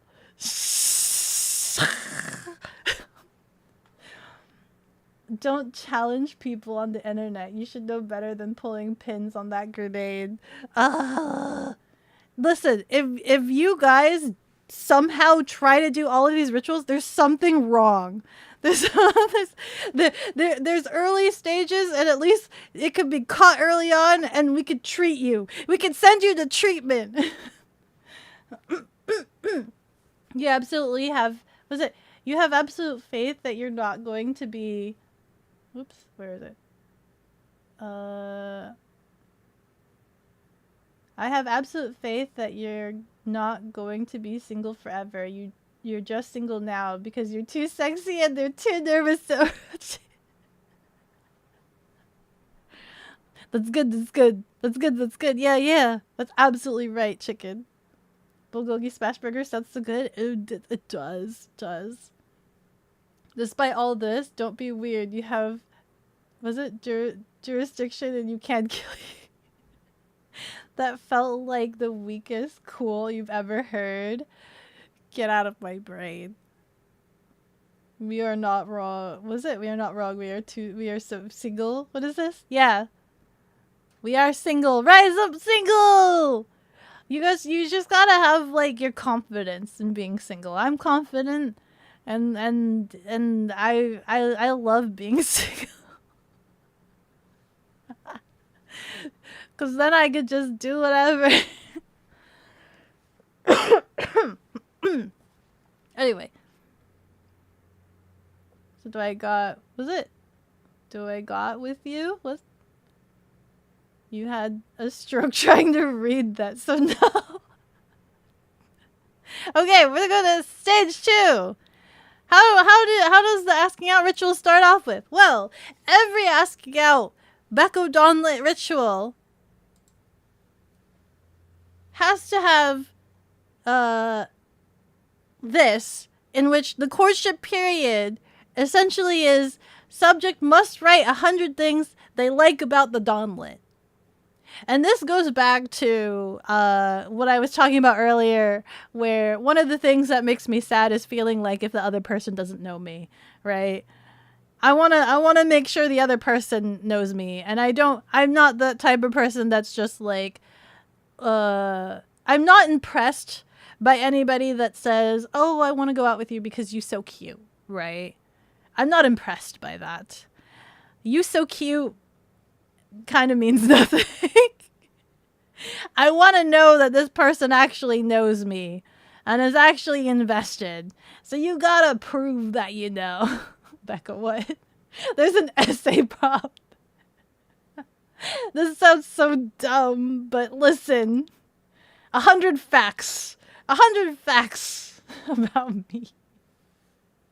We are single for very different reasons. We also don't have pets for very different reasons. Oh damn, let's be single together. It may be hard in the beginning, but just endure it for chat. Oh good lord. Bet. Chicken, post your requirements next. Have you tried writing 100 things you like about yourself or someone else? Is that even possible? It is possible. And you know what's funny? I have actually gotten this application. This application of 100 things, I've gotten it a couple times before. It has, people have been ludicrous enough to do this.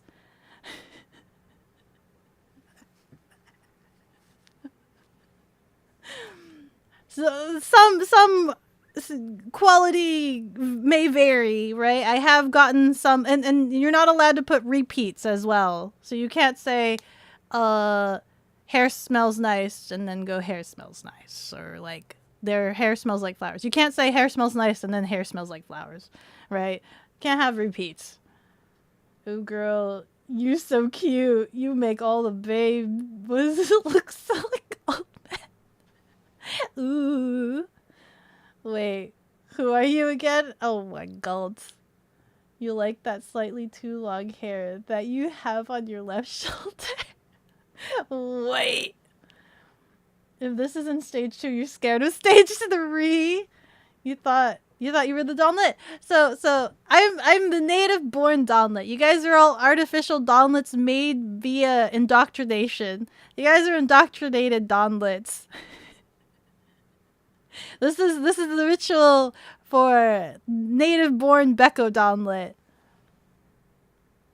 Dang, you didn't know a job application and interview would be easier to do. 100 things, like a whole sentence, like literally, like, yeah. I know this sounds dumb. I'm so sorry. But listen, this is real. This is real. What? Damn, rip that poor rejected soul. 1, I liked you. 2, I really like you. 3, I really, really like you. 4, I really, really, really like you, etc., etc. Beko cute times 100. There's some math. What is a Donlet?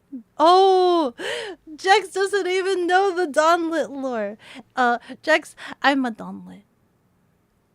I have a catchphrase that I say where I basically say, for a majority of my life, I've said I have the attention span of a jelly Donlet. So I'm a Donlet. And the word Donlet derives from hostess Donlettes and me forgetting how it's spelled. So I literally thought it said Donlet. I thought they were called Donlets for the longest time. So that is the origin. That's a quick, brief rundown of a Donlet. This is dumb. You barely know 5 things you like about myself. Oh no! This is why it's impossible! So what is it though? Me! The Donlet showed me the rope when I realized I was it? The Donlet showed me the rope when I realized I was in her aura. She got me for real, Cap. My what? We'll never feel the same without her. Walls, towers always made me feel so. Hello, Donlet, omelet. Oh my god, can we make a Donlet song? Talking about omelets, Donlet omelet. What else rhymes? Oh wait, you guys have so many rhymes for Donlet. What's next? Okay, so obviously we're in the courtship phase, right? The courtship period. Well, when you enter the courtship period, this will take a while, right? I understand. 100 things to write out. I understand that's gonna take a while. This is like the courtship period where you're like, ooh, like kind of, we suss each other out. We know we like each other, sort of period, like, you know, thing. The second one obviously is after your application's been accepted and whatnot, there's a 100-day probationary period where after the 100 days or on the 100th day, subject must remember to gift the Donlet a rose.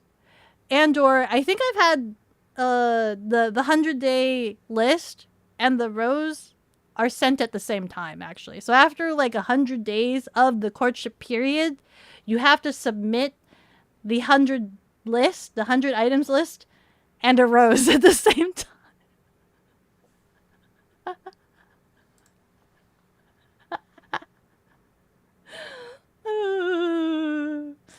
Brain aneurysm. It's over. You learn from the best brain rot content you could find. See, here's the thing. You can respect this requirement once you are in the relationship for a while. But entry level is wild. I feel like going out is the way you get to know someone better. So asking before is counterintuitive. Yeah. There's a courtship period where you kind of get to know each other. I don't really believe in like going out with somebody off of a surface level attraction. You have to, the courtship period takes a while.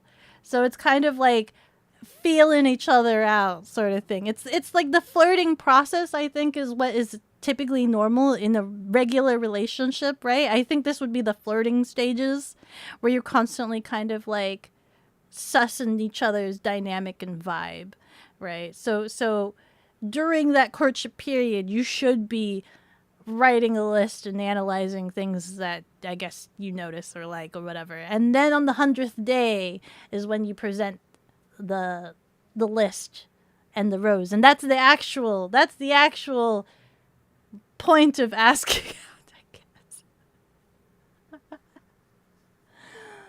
You feel like going out is hold on. I feel like going out is the way you get to know someone better, so asking before is counterintuitive. And a bribe? Dang, she interviewing her suitors. Them job applications, Actual insanity. 100 days before health insurance kicks in. But Donlet likes tulips. What do I do now? I like tulips, but there's actually there's a dumb reasoning for this, right? So there's a dumb quixotic based reasoning for this. Now you gotta see Chi and Avi do this and compare who's less crazy and demanding. I'm crazy. I literally know I am insane for these things, but I'm dumb, okay? I'm dumb. We've established I'm dumb. We've established I'm like a panda. Sounds like a skill issue? Okay. Now that you explained it, that makes a bit more sense. Yeah, it's like the kind of probationary, like, we've kind of acknowledged that there is some chemistry between each other. So it's kind of like, I acknowledge that there's a chemistry, you've acknowledged there's a chemistry, and we're kind of like, ooh, is this official? Or like, it's not official until this happens. You're crazy, bro. Rose is not defined to be organic or artificial. Unreal. Chi and Avi gonna make out for real. Crazy or Asian? So the reasoning for these two parameters, which was developed like late middle school-ish, was because my favorite romance movie is My Sassy Girl. It's a Korean drama, okay? I grew up watching this movie and basically being like, yeah, that's kind of me. That's me. This girl right here was kind of like me in my early days of like, I say early days, like middle school. I was like this woman, lady chick in my middle school days. And this was my favorite movie. This is my favorite. Hands down, this is my favorite human movie. Okay? This Korean drama. And in this movie, there's two different scenes. One where this scene right here, this exact scene right here, she basically instructed the guy that on the 100th day, he needed to show up at her school and give her a rose on their 100th day anniversary. And I'm just like, yo, as a young, impressionable middle school child, I like that. I want that. So that's where that comes from.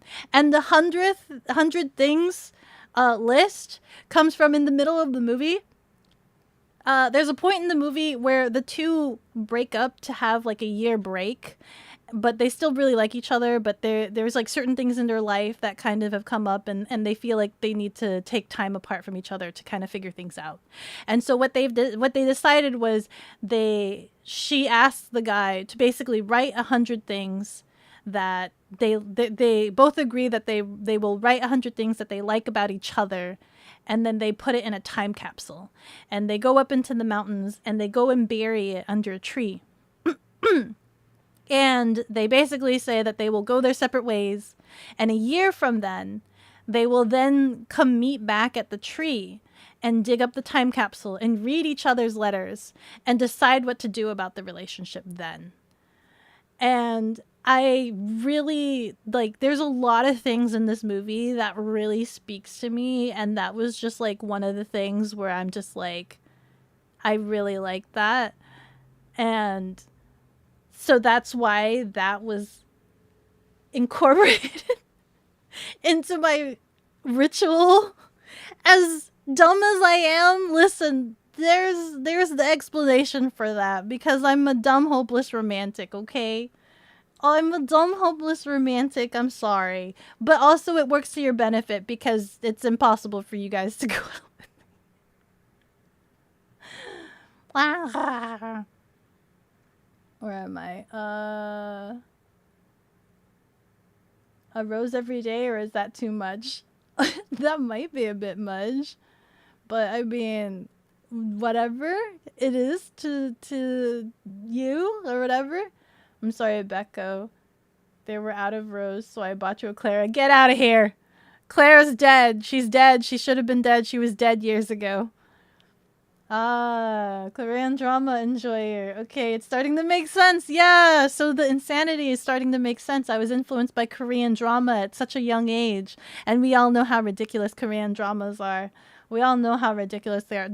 None of them are reality. A lot of Korean dramas are not reality. You know what's a dumb thing? Is that when I watched this as a child, my sister told me that this is based on a true story. I am not 100% sure if this is based on a true story, but that's what I grew up with. My sister told me that this is based on a true story. And so, like, I don't know if this is real or not. Late middle school is implying you had this for high school. Yes, indeed. Yes, indeed. I've lived these requirements all my life, guys. So this is not a new thing. I'm not trying to bait you or make these up on the spot. I didn't make this up literally like last week or something as I was building the PowerPoint. This is literally something that I've lived with all my life. These requirements are things that I've lived by all my life. Learn how to movie, got it. What if send Rose for 100 days and each day has writing thing they like about Donlettes? I mean, that sounds amazingly cute. I mean, you know, that does sound amazingly cute. Yeah, that's acceptable. That's an acceptable means. Yeah? Sup? Hello. That sounds like a movie. It is a movie. Oh, wow. Wow. Always late to the party. Dang it. You got sidetracked. You meant to go get liquor 20 minutes ago. We knew this was going to be a long stream. What do you mean 20 minutes ago? There was no way I was going to end this stream 20 minutes ago. I'm in here for a long haul today.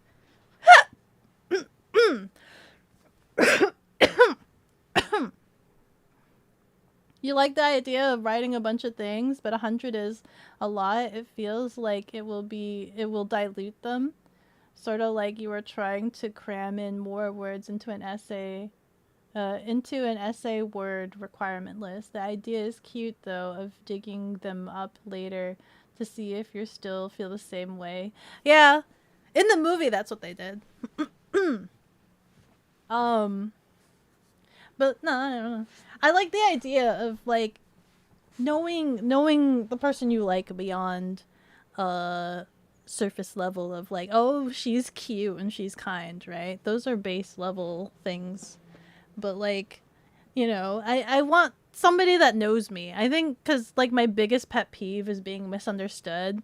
So like I'm always on that strive to like finding somebody that knows me, I guess, and all of the little elements and intricacies to me that I think everybody should strive for, right? Because everybody is elaborate and intricate in their own way. and you always are trying to find that person that understands you, and it feels good to find somebody that understands you, right? Because it's like you feel seen or whatever. I know this is ludicrous. I can't say it enough. I know this is ludicrous.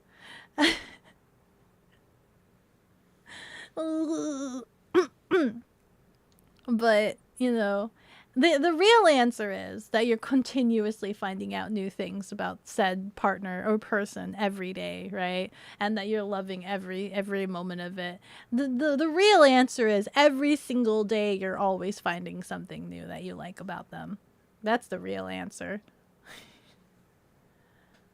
So that explains Becca's love of geocaching. Why? Oh, I see. Becca, is this still 40% behavior? What would 60% look like? What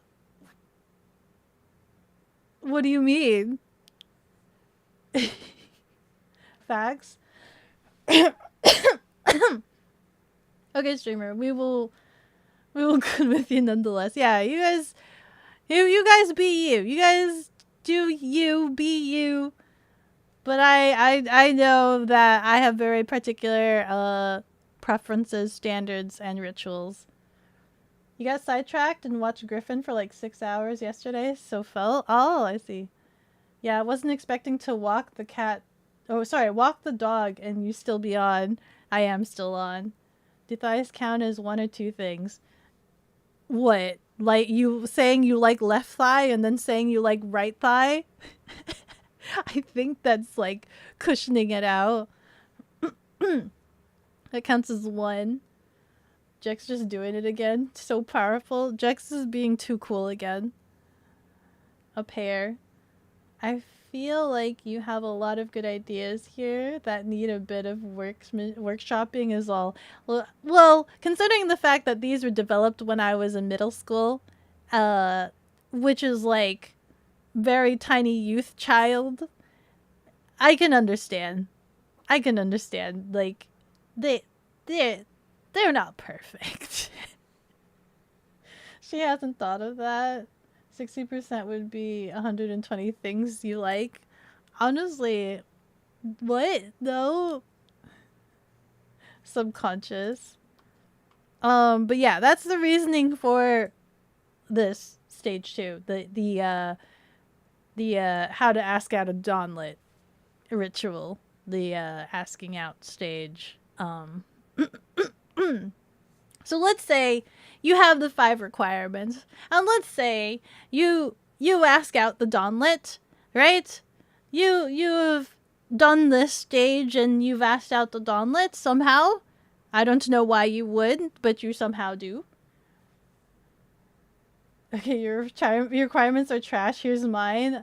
I like me too. Be shorter than me 3, please. That's Chicken's requirements. Just be shorter than him. Why not be picky about your partner? This is so true. You know, there's a lot of people out there. You have to funnel out. You have to funnel them out, but also, you know. Also, if somebody does this, doesn't that just speak volumes to like their dedication anyway? Doesn't that just speak volumes? I digress. Let's say you have all the requirements. Let's say you somehow do stage 2. Once again, reiterating, I have no idea why you would. There is a stage 3. You thought you were done. And let's say your application is accepted. And you are in the dating phase. Let's say you are dating.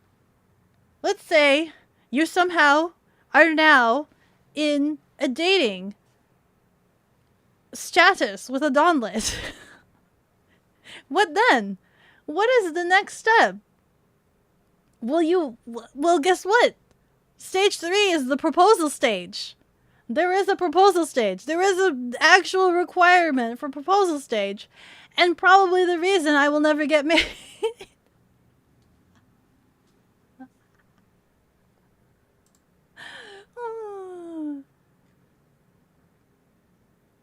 Don't be a bad person, optional. No, that made me snort when drinking.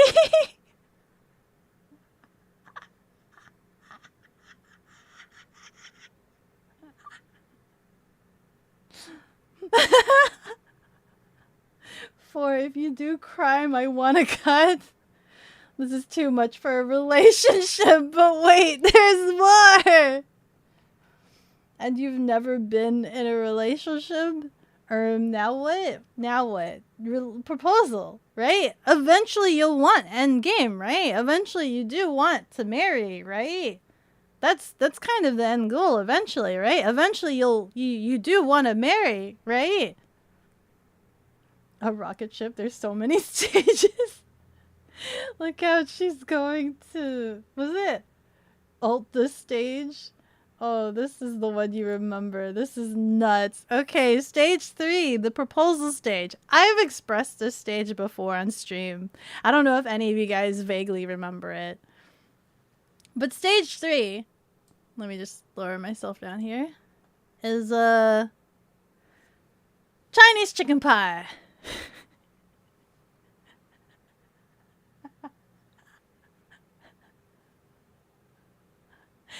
And so there's a lore story. There's lore to this. What? Which is essentially sorry.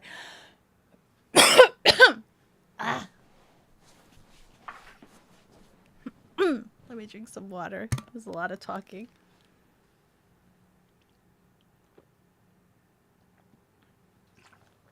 Okay. So around high school, around college time, high school to college time, there was a Chinese bakery in my local Chinatown. And they sold these pies. They had two options. They had this they have this chicken pie, and they had this other pie. But I usually got the chicken pie. But it's still the same thing. It doesn't matter. It's the same pie, just different meats. I loved this pie. And I have only ever tasted this pie at this bakery. And I love this pie. I've been to many, many bakeries in my time. But this pie is like my favorite. This Chinese chicken pie is my favorite. And it's so good. It's so good that like every single time I went and I bought this pie, like I'd go out with friends, right? We'd go to Chinatown and I'd go out with friends. I'd buy this pie, and as I'm eating it, it's just so good. It's like nirvana. I'm so happy that I got into a habit of saying the phrase, I will marry anyone that makes me this pie. If somebody goes and like learns how to make this pie and makes it for me, and that's like the one dish they make for me for like the rest of our life, like not like forever, like every meal sort of thing, but like if they don't really cook for me, but that's like the one thing that they learn to cook for me, I would marry them. I would marry that person if they make this pie for me. If they go and learn how to make this pie and make this pie for me. I love this pie. It's my favorite pie. It's Chinese chicken pie. There's a problem with this pie, though. Is that after a couple of years, this bakery stopped making the pie. They stopped making the pie. I don't know what this pie is called. I don't know what this chicken pie is called. I do not know. I just have this explanation of it has chicken filling, some sort of meat filling. It's very savory, very succulent, and it's flaky goodness, right? And I've tried to like Google it for like so long. Even my friends like would Google it for me and try to figure it out. I've been to so many bakeries since then. I've been on like a never-ending quest to try to find this Chinese chicken pie or something similar so that I know what this thing is. And to no avail have I ever found another bakery that offers this again. However, I think recently I went with Rianari to someplace, and I think they might have something close enough to it. But like I've tried so many different things, right? I've tried looking at like Indian bakeries. I've tried looking at like every Asian bakery that I could look at. I've gone to like many bakeries trying to search for this pie so that I know what it is so that I can be married. I've been like hell bent convinced that I will never ever get married because I'm so dumb. I said the comment that I would marry anybody that would like make this pie for me so long and so often that at a certain point in time I decided that I needed to commit to that bit. And I'm so stubborn that I'm just like I'm committed. I'm committed at that point to the point where like I started saying it and my friends would look at me and they'd be like, I can't, it kind of scares me because you sound very serious. And I'm like, I am serious. I am very serious. Where is it?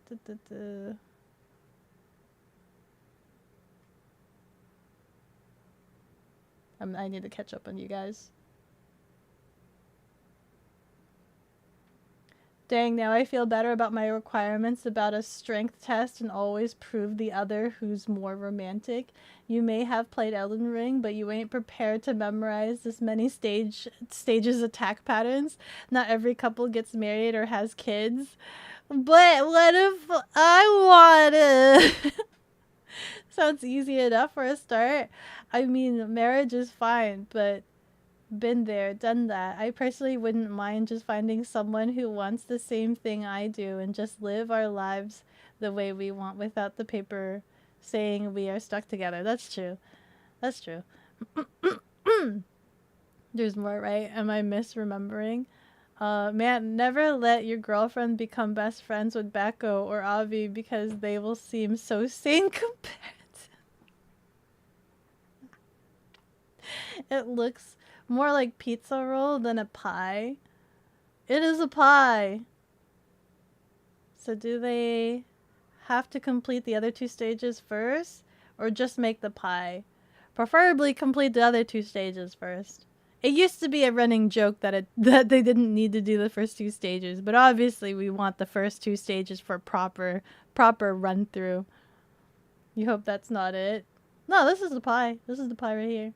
Sequence break after all the previous requirements. It was a joke though that it was. Skipping the 100 things essay is such a good time save. Do you accept attempts without marriage proposals? Do you accept attempts without marriage?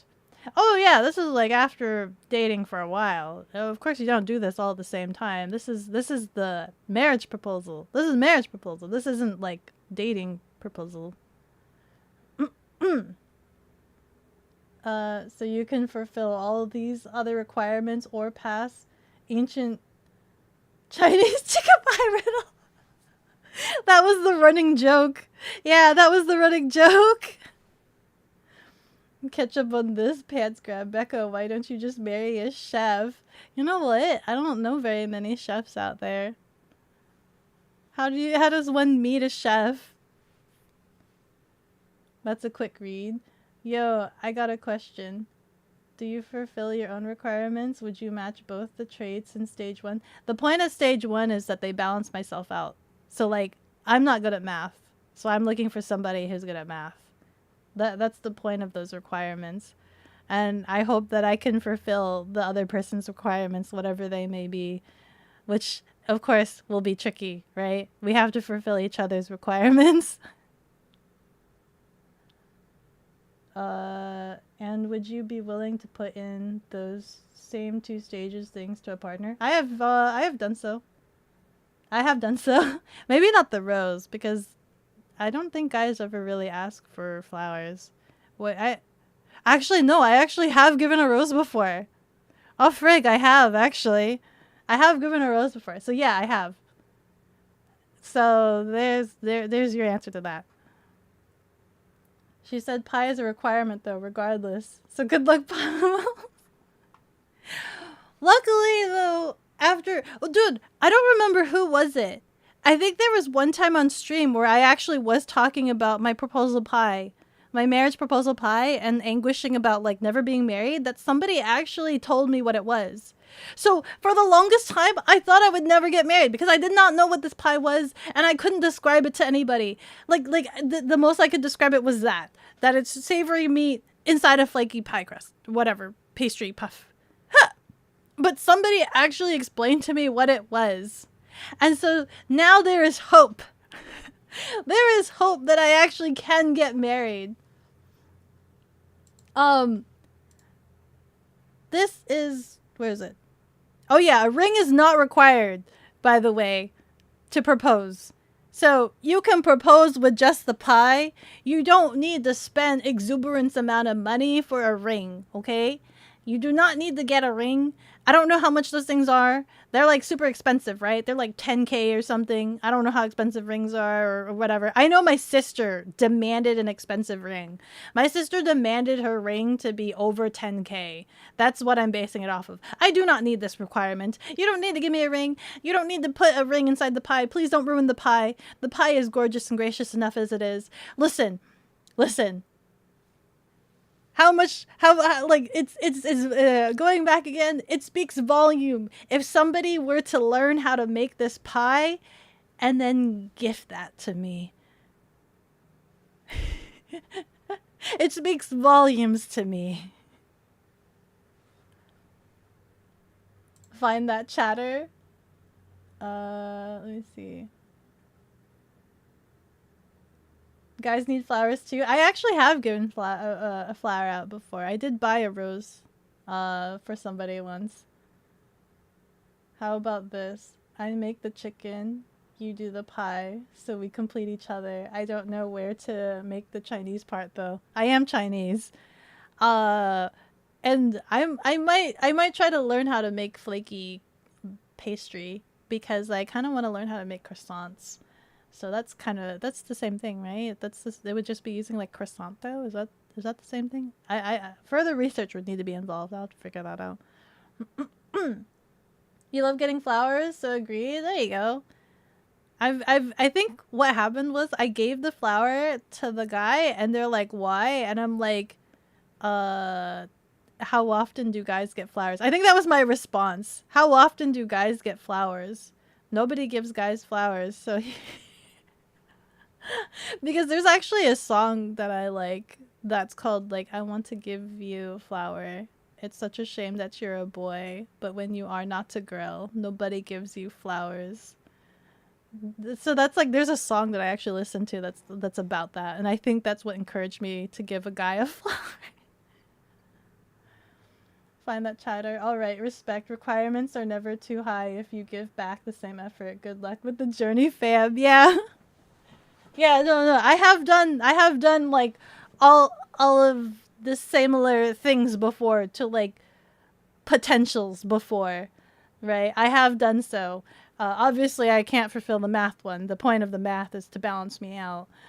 And you didn't write it down. No. I did. Okay, chat. We still have 6 more stages. People who demand big money for a ring are shallow. Give me the effing $5 Happy Meal ring. You be vibing. This also the same person that's asking for like $5 million. I'd make you the pie so long as you knew it didn't make you sad. What? Why would it make me sad? Actually, you made some pie to find out boredom next. Oh, flaky pastry isn't hard to make, to be honest. It's so good. I want to try to learn how to make it. Yeah. You're getting hungry because of Becca's list of demands? Give me a ring pop. That'd be the day. Yeah, I don't need ring, right? You could save the money and put it towards something else. Save the money and put it towards something else. Learn to make pie that's cheaper and it still shows the same amount of love and affection, right? Still shows the same amount of love and affection. You never said $5 million is a requirement to date. I'm sure it would be a bonus though, chicken, for you. You said it'd be funny? Oh. Wow. Riley. Hi, Riley. You've been here a while. Hi, Shadow. Oh my god. No, that's reasonable. Late to the party and have to leave early. Now you gotta go back through and watch the rest later. Bye, all. Love you guys. Goodbye. Thank you so much for being here. Beko dating? You wonder who? No, these are the requirements and explanation as to why it's impossible to go out with me. Oh my god, why is that? Oh my god, the clock time is still there? I should have I tried to remove that. That should be gone. Chicken, can you refund Riley? That channel point reward doesn't work. Except for the quixotic, rest seems doable. Always live on edge, guys. I like that being quixotic is not possible. But I feel like doing these requirements makes you basically kind of quixotic. You still love the idea of someone with a super high requirement list and then just or solve the, the ancient Chinese pie ritual. You're a funny lass. Ah, that's funny. Yeah, I am kind of silly. But for you guys to know, oh yeah, oops, I went ahead. Yeah, the became extinct from the local bakeries. This is basically a chashu so, or chashu puff pastry is the name. And essentially, to give you better explanation of what it is, it's essentially, imagine a chashu like a dim sum, dumpling. So the meat, the savory meat that's inside of a dumpling, you take that out and put it in a puff pastry instead. Is essentially what I understand this is now. It's a chashu. Chashu so, chashu puff pastry. Now I know what it is. Now there is hope for me to get married. Those do look pretty good. It's so good. It's so good. They're so tasty. It's been forever since I've had them, since the bakery stopped making them. And I'm not at that local bakery. I'm still on the search for a bakery that makes them. You know, you have never eaten or baked a pie, but for a great cause you can learn. Yeah, so this is proposal pie. Proposal pie. No ring required, save your money. Because guess what? Stage 4. So we can be proposed, but if you want to actually get married and sign the papers, I want the honeymoon to be going to Japan. Save your money for Japan. Let's go. But yeah, Donlettes have impossible mating rituals. If you somehow have made it to stage 4, if you somehow, by sheer God, made it to stage 4, you might have a parasocial Donlet. I hate to break it to you, but you might have a parasocial Donlet. How in the world did you manage that? How in the world did you manage that? You were supposed to do nothing. It would have been okay if you did nothing. Just do nothing and you'll be fine. You guys are all safe. Don't worry about having long hair. Don't worry about being lean. Don't worry about if you're a non-smoker or good at math.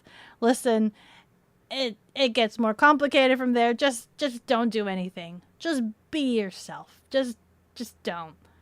Just don't. If you somehow make it past those additional stages, I think you might need help. You might need help.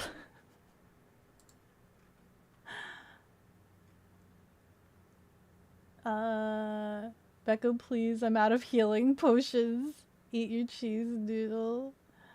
Understandable, I would hope so at that point. Or you would file for divorce. If only you didn't fail stage 1 quixotic. Well, it's too late. Worry about long hair because it got cut off yesterday. No! There needs to be more guys with long hair. They need to make it more acceptable for guys to have long hair. It's okay. It's fine. You could be a cool dude.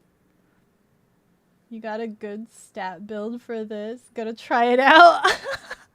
I like that you guys are like comparing this to Elden Ring and Souls-like games. Might be lean though. You fine. You fine. That's cool. Well, this stream convinced you to uninstall Tinder because you're scared you can't meet anyone's requirements now. No, actually, everybody said I'm really ridiculous. I think I'm very much an outlier, guys. I don't think there's like a lot of other people that have the same level of requirements as I do. I don't know about you, but like I've not really met anybody else that has the same level of requirements as I do. I think this is all quite ludicrous. Sad Beku emote, make that Nemo. Or a sticker. Do I have any more slots for stickers? It'd be a pain to look after long hair. You doubt that? Yeah. I think that's it. Thank you! Thank you so much for my PowerPoint presentation on how to avoid the risks of a Donlet infestation into your life. Where's the first slide? Ah! Where is it? Ah! Thank you so much for my PowerPoint, or for being here for my presentation of how a strict guide of the risks and how to avoid them. Parasocial Donlettes.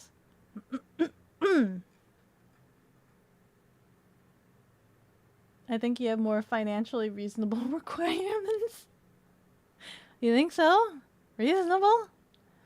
You have a few thoughts? What are your thoughts? Your requirements to exist optional. Existing is optional? Oh, that's funny. Half of us don't exist. Ow! We have no slots, but we can remove. What do we have available? Clap, clap, clap, clap, clap, clap, clap. Does anyone have notes on the panda part? You think you missed a part? Yes, sticky keys activated. Very nice presentation. Would avoid a Donlet if you weren't such a good match for it.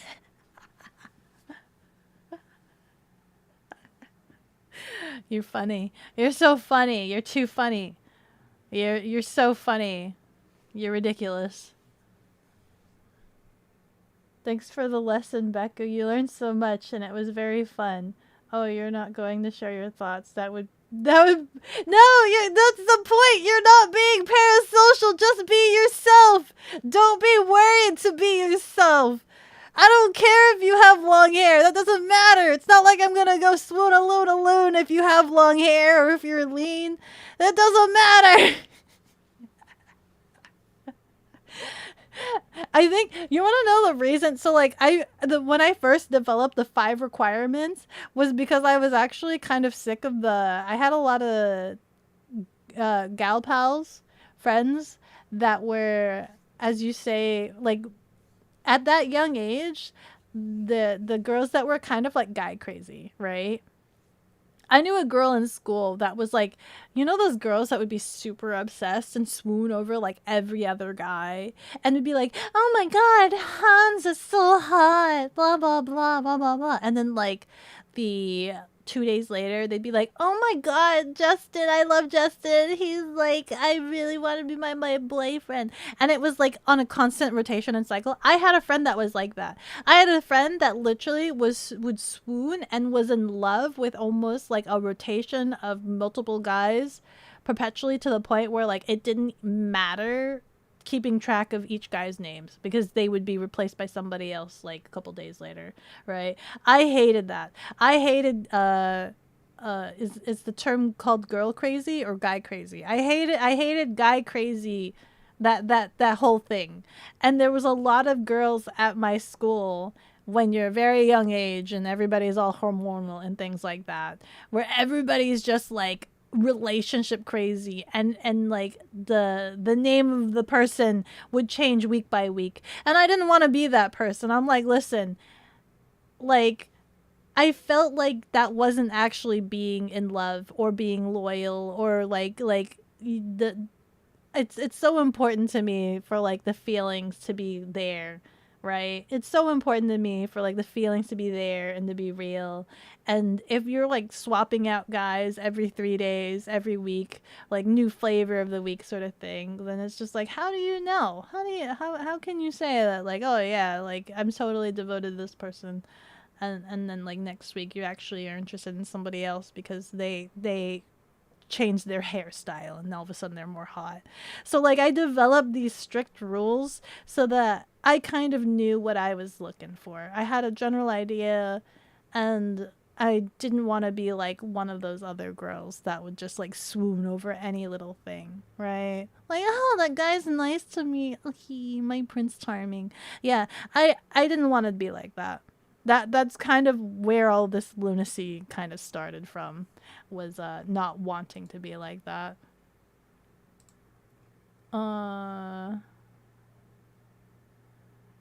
So it kind of you know, just because you fill out certain requirements, it's not gonna be like I'm gonna swoon. I'm actually I'm quite difficult, I think. She hates us. Developed. You're gonna cut your hair and then Becca unmods you. No! I like you for being you. Just be yourself, be people. It's fine. It's a science. Hans is a hottie though. Dude, there was so many people that really liked Hans. I forgot, like, he was like some sort of like foreign exchange student or something like that, and he had an accent and he had that like exotic name. There were so many girls in school that was just like, oh my god, Hans is so hot. Everybody was in love with Hans except for me. I was like, yeah, that's cool. I'd look at him, I'd be like, yeah, I guess he's attractive. I was the only girl in school that could look at a guy, acknowledge their hotness, and not be phased. Right? I was very weird amongst my guy friends because I could openly acknowledge, like, I think I told a friend that they had a really good anatomy. Like, I really like their anatomy. I'm like, hey, you have a really good anatomy. Like your proportions are really nice. Which apparently is a really weird compliment to give to a guy, or in general. And like, I really do mean it genuinely, but it doesn't mean I'm falling in love with you, right? I can just kind of acknowledge, like, oh, cool, you're kind of hot. That's great. That doesn't that doesn't matter to me in terms of like a relationship. There's a word for it, ew. It's called being shallow. Oh. You think it's called puberty? Yeah, everybody was so hormonal in middle school. Everybody was so hormonal in middle school. That's how like this all requirements started. Because you date a person and find out if you like being with them. Dude, a lot of them did a lot of like sussy things in middle school and wanted weird things, right? The feeling in question, Chinese chicken. Oh, the feeling in question. Yes. I'm not me. I'm two cats and a trash can. Hans is a chill guy. I never actually got to talk to Hans. I kind of avoided him because everybody else liked him. Who knows? There could have been some sort of high school romance TV show that like spun out from that. The girl that's not swooned by the hot guy and the hot guy. He could have been like my Edward Cullen. I hate Twilight. God, I hated reading that book. Anyway, Hans was pretty cool, but he always liked to ride solo. It is. Oh my god. Were the guys at school safe because they didn't pass stage 1? Yeah? I think so. Yeah. Yeah. Yeah. Yeah. Beck will be harvesting organs. Such a scientific compliment. You think so? If you have good, they had good proportions. I think they weren't too big. They weren't too skinny. They kind of had a very balanced kind of anatomy. right? The muscles weren't too big. It looked anatomically good. You have a nice anatomy, but they don't know she's planning on stealing his collarbone. Oh, God. Well, I'm already outing myself. Yeah, apparently I like collarbones. Apparently. I think collarbones are attractive. I think I've talked about that before. I like collarbones, and apparently, according to you guys, I like the Adonis linguini, and I like long hair. But, you know, doesn't matter if you have all of those. if you don't pass all of these stages, that kind of doesn't matter. Someday there'll be somebody that cat eating their owner's tendency. Oh my god, that's so true. Cats do eat humans. Being an American woman is already like a contract or contra like the video game, that monster video game with the aliens. I'm gonna snooze this again. Present when being excluded. It's more like the word choice itself. But I'm being legit. I don't go about telling people, oh, guess what? You're kind of hot. That doesn't like really describe the feelings that I have analyzed, right? Like telling your guy friend that they're hot doesn't exactly explain to them what you mean. It's kind of not being descriptive and explaining.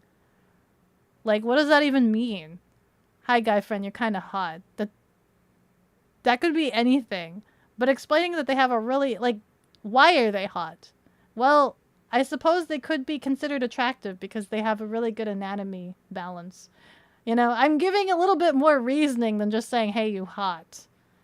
I don't know. I feel like being descriptive? Thorough? I was, really explaining myself. I don't like being misunderstood. But also, I didn't really think that they were hot, right? I didn't think they were hot. I thought they were attractive, but, you know, what does being hot mean? Is being hot and attractive the same? You look good is probably what people expect. Yeah, but what does that even mean? You look good. Why do I look good? You look good because you look anatomically correct. Collarbones are sick and epic, just like shoulders. Yeah. Ow, ow, ow,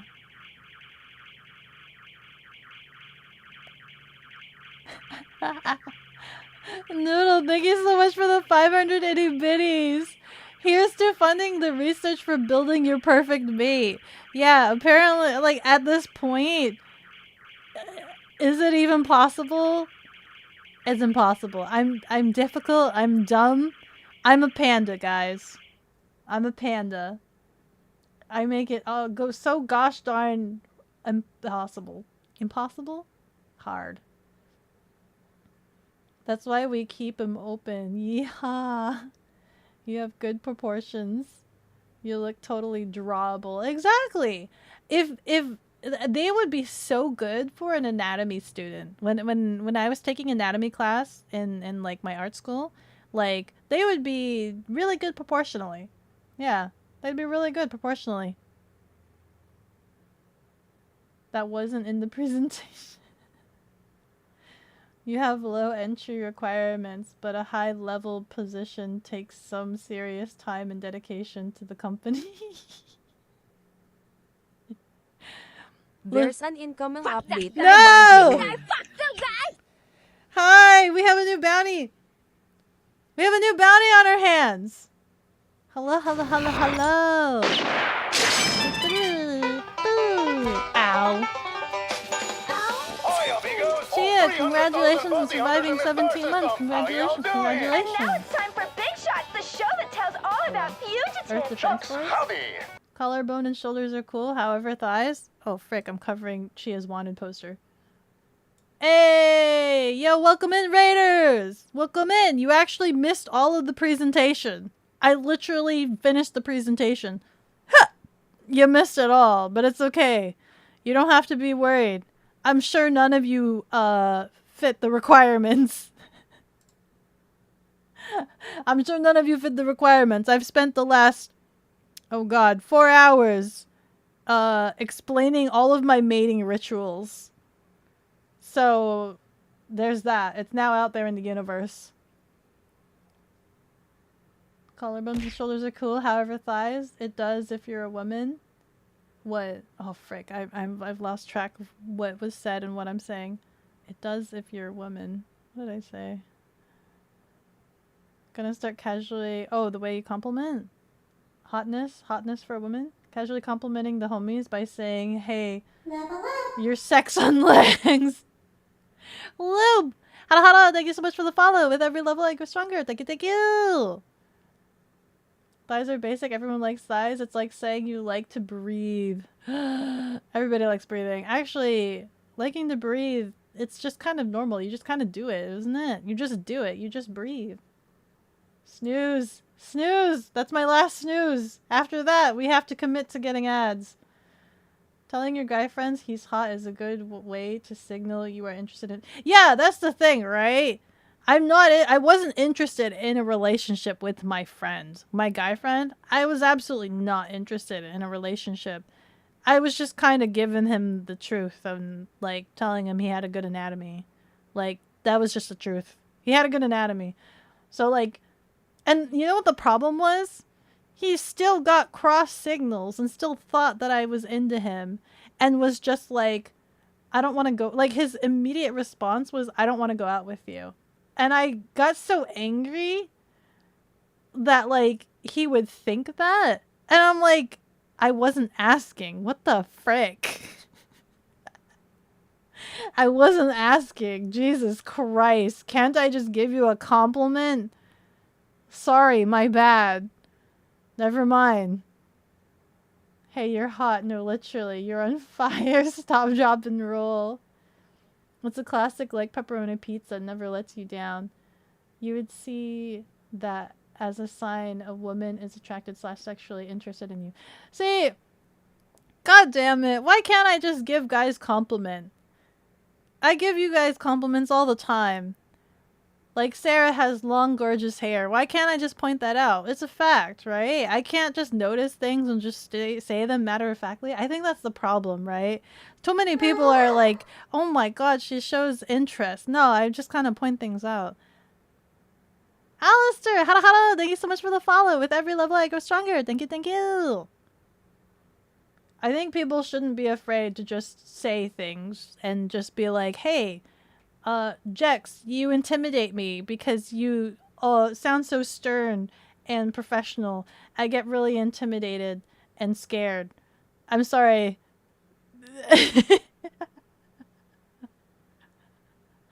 I don't know a lot of guys would just take the compliment. A lot of them are starved for them and would need no further explanation. Simple creatures. See, that means guys need more compliments. The fact that they're starved is the reason why they hype to such conclusions. Why is it not a normal trait or activity to compliment guys? Tell guys they're awesome, because guys are awesome. Tell girls they're cool. Tell girls they're pretty. Tell guys that, like, they have cool collarbones, you know? Like, tell them all they're cool.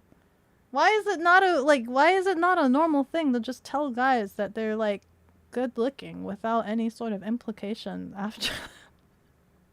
Complimenting homies is definitely not gay way is what bros do. But yeah, bros can compliment each other, right? You guys compliment each other. Guys compliment guys, right? Exactly, baby girl. 1 to 10. How hot are you? Collarbone. With the advances in AI, don't give up, Becco. Thank you. Very true. I'm trying to catch up to chat because we got rated and I haven't gotten to that notification yet. Very true. As long as your friends know your boundaries, saying something like you're good looking but I'm personally not attracted would be enough. Yeah, well, that didn't seem to be enough in high school. I couldn't just give people compliments apparently. You're playing the new Pokemon Snap? How is that? How is that, Chia, if you're still here? I think, what, around now Is it like food time for you? Is it like dinner time for you? I'm so sorry. No raid message. Hi, Modern. How are you? You're late. You're so late. We finished the PowerPoint. It's all done. It's ended. We went through everything. Welcome, Raiders. What did we raid into, Becco? We raided into a lovely PowerPoint educating everybody that they're all safe and they don't need to be worried about being parasocial with me because it's nearly impossible because I have a really, really ridiculous mating ritual. Nobody cares. It's fine. Just be cool. Just be yourself. Just be cool. Literally, just be cool. Don't be weird. Don't think that there's like relationship potential. You have to be like insane. You have to be insane. You would say you're hot is explained by you've got good anatomy. It's the Captain Raid, but Chia is in the slammer. Did she get arrested during Pokemon Snap? Welcome, Raiders. It's okay, they don't need to see the poster, but the poster is of your face. How will they know who to capture? Don't worry, Raiders. You're all safe. Probably. Maybe. You hope. What? Don't worry about it. Ah, oh, frick! We're about to go get an ads! And I just reached the Raiders! 4 minutes to ads, guys. I'm so sorry. You know it's a high bar? Wait, we're late? Can we start the stream over? You missed everything? I'm already... I took this PowerPoint of 25 plus pages. Took me 4 hours. The long short of it is, don't worry, it's complicated. Great, they can avoid being parasocial Donlet. Yeah, you can avoid having a parasocial Donlet. You're what? Yeah, it's my mating ritual. I have a mating ritual. I've accepted I'm weird. I've accepted that I'm dumb and a little bit crazy. But I have a mating ritual and this is it. This is it, guys. She's crazy, simply put. That's right. Everyone knows the face of this outlaw pirate. Captain Chia, I was the whole time here. It was hard, I swear. Raiders, I hope you can cook chashu. I hope you can cook Chinese chicken pie. Since they missed it, they better be scared. Since a random person can fit the requirements, anyone can just be scared. But listen, the easiest way to avoid being parasocial is just don't do anything. If they don't actively do any of the other stages, if it doesn't matter if they fill in the prerequisites of stage 1, if they don't do any stages 2 and after, they'll be fine. Just don't actively do stages 2 and after. You have to be proactive. Like, you have to, like, consciously, cognitively be doing stages 2 and after. Are we rating or just snoozing for now? I guess we have to subject you guys to ads. Friend, your bones are so harvestable. I like collarbones. You were hyping up the boys? I was hyping up the boys, giving them compliments. Wait, you always wanted to do Chinese cooking. Was a lot of bangers. Yeah, Chinese cooking has a lot of good food. Wanya. He's just shy? That's simple. Women don't give men compliments. Damn, that kind of sucks. That does suck. I'm so sorry, guys. Listen, at least you guys know that if you're like within my general vicinity and like I notice something, I give you the props. I've done that before. I've actually gone up to many guys on numerous occasions to let them know that they are attractive. I actually have done that. Literally with no interest of going out with them. Because I'm not attracted to somebody if they don't do the stages. If they don't do the stages, I don't really feel anything for the person. So, like, I can just walk up to people and tell them they're Ads hot. are dropping in 2 minutes. Thank you, Vicky. So, like, I actually have done, like, on multiple occasions, if, like, somebody bets me to, like, I'll talk about, like, oh, that cafe barista is kind of hot and attractive, right? And they'd be like, oh, everybody would be, like, so shy. Like, oh, my God, like, oh, my God, what? Like, yeah, I'm like, what? You wanna... I've done that before for, friends who are shy that think other people are hot. I'll walk up to them and I'll be like, hey, so I guess you're hot. Or, like, somebody thinks you're hot, or blah, blah, blah, or whatever. The consensus is you're attractive, right? With no emotional attachment at all. Just kind of saying it nonchalantly because I guess it's true. I guess somebody thinks they're hot, so, you know, why not tell them? They deserve to know. They deserve to know. If you're hot and somebody thinks you're hot, you know, they deserve to tell you. It's kind of like how I give out really weird compliments to people. Like talking about how Chia has like really wondrous satellite dish hips. Like, I know it's a really weird description, but it's exactly how they are, and I think they're amazing for that. Chia has some like amazing satellite dish hips, and you know, what else can I say about it? Chia, you hot. Pot, you might meet the stage 3 requirements. Which one was stage 3 again? Oh. So when they do, it's strange. Man, women out there, go compliment a guy. That's your task for today. Go compliment a guy. Jesus Christ. These guys out here are starved. Give them some compliments. But also, guys, please don't be thirsty afterwards. Just take the compliment and have a good day. Take the compliment and have a good day. What are stages 1 and 2? Don't worry about it. Men are easily swayed. Doesn't take much to get them to start liking you. No! I'm not easily swayed. Takes a lot of work and dedication. Society hates men. Men gotta compliment each other like nice. Slabs it. Do guys slap each other in the butt? Do they really? Nimune. Nimune? Ads incoming. Once said men are simple. You give them a burger and they're happy. ADS are running for 180 seconds. Is that true? Hurry, backlog her. 'Tis true. Nice balls, bro. Nice balls, bro. That's why I fondle my friend's balls and say, dang, bro, your nuts are getting fatter every day. Your girl is lucky. They need that +2 confidence. No, really? Oh my god. Bromances are so cute. Listen, bros need bromances. If you're a bro and you lack a bromance, go out there and get yourself a bromance.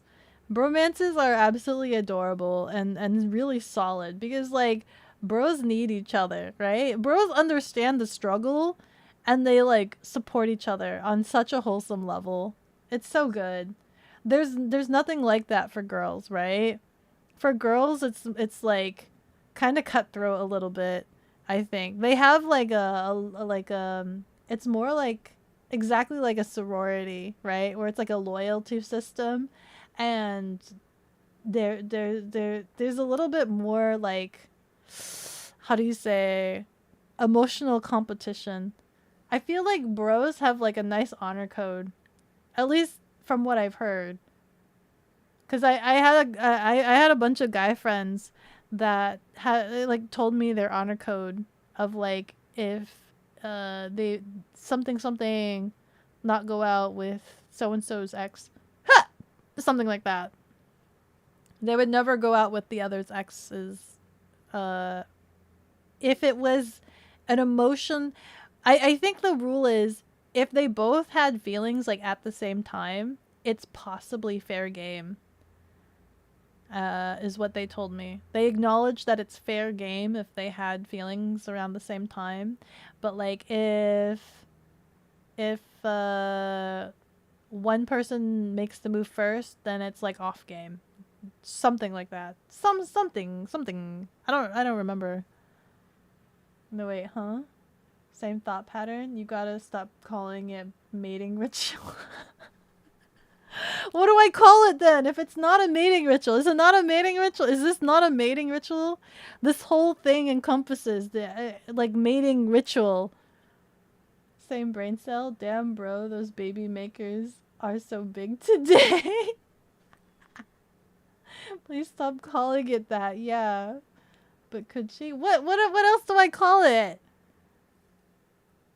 I'm sorry, Becca. It would never work Call it between partner us. audit or something. Partner audit? That sounds so business. Partner audit. It's a ritual. Welcome back from the commercials, guys. I'm sorry, Becca, it would never work between us. I need someone that is concise in their PowerPoint presentations. Define concise. True, you're avoiding being parasocial by laying on the ground and letting moss grow over you.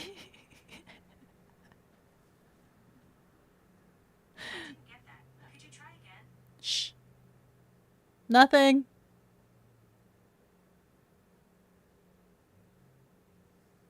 Frickin' phone. That's right, you avoid being parasocial by not saying anything and just staring. Just be yourself, guys. Hey, Becca, how was your Thanksgiving? Oh, it was pretty good. I had some good food and everything. I think right now I'm having FOMO because I really want an Insta360 and it's still a crazy amount of dollars.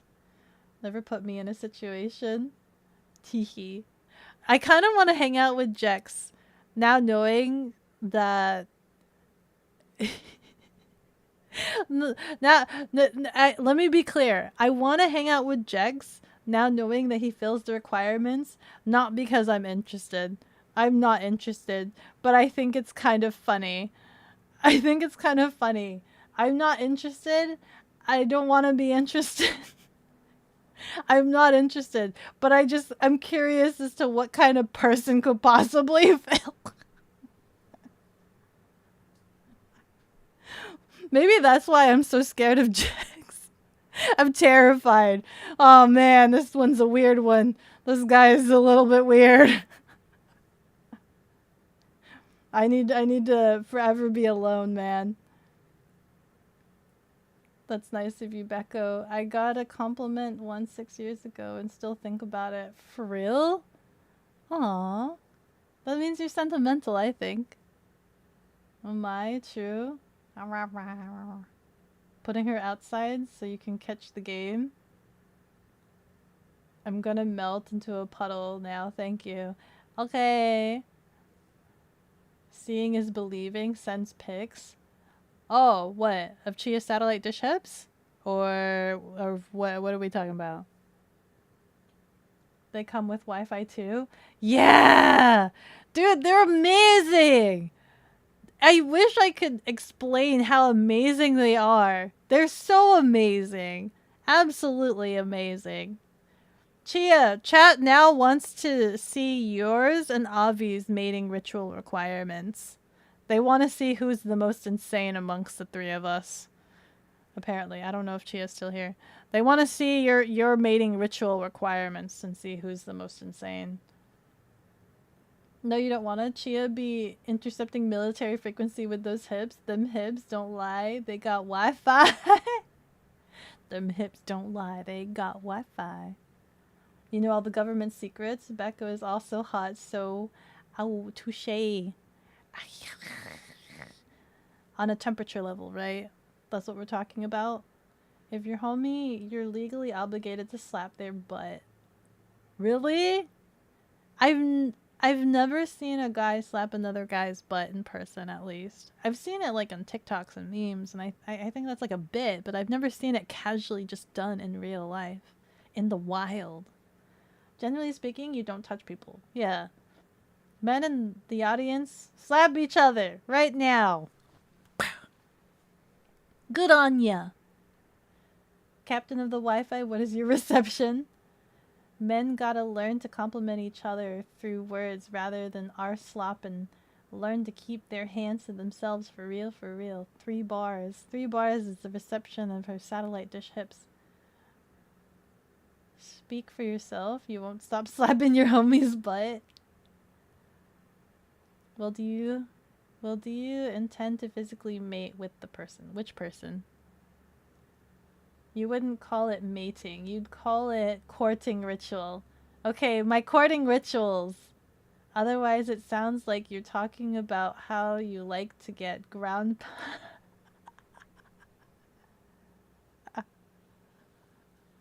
Okay, fair point. My courting rituals. I accept. Chicken's funny.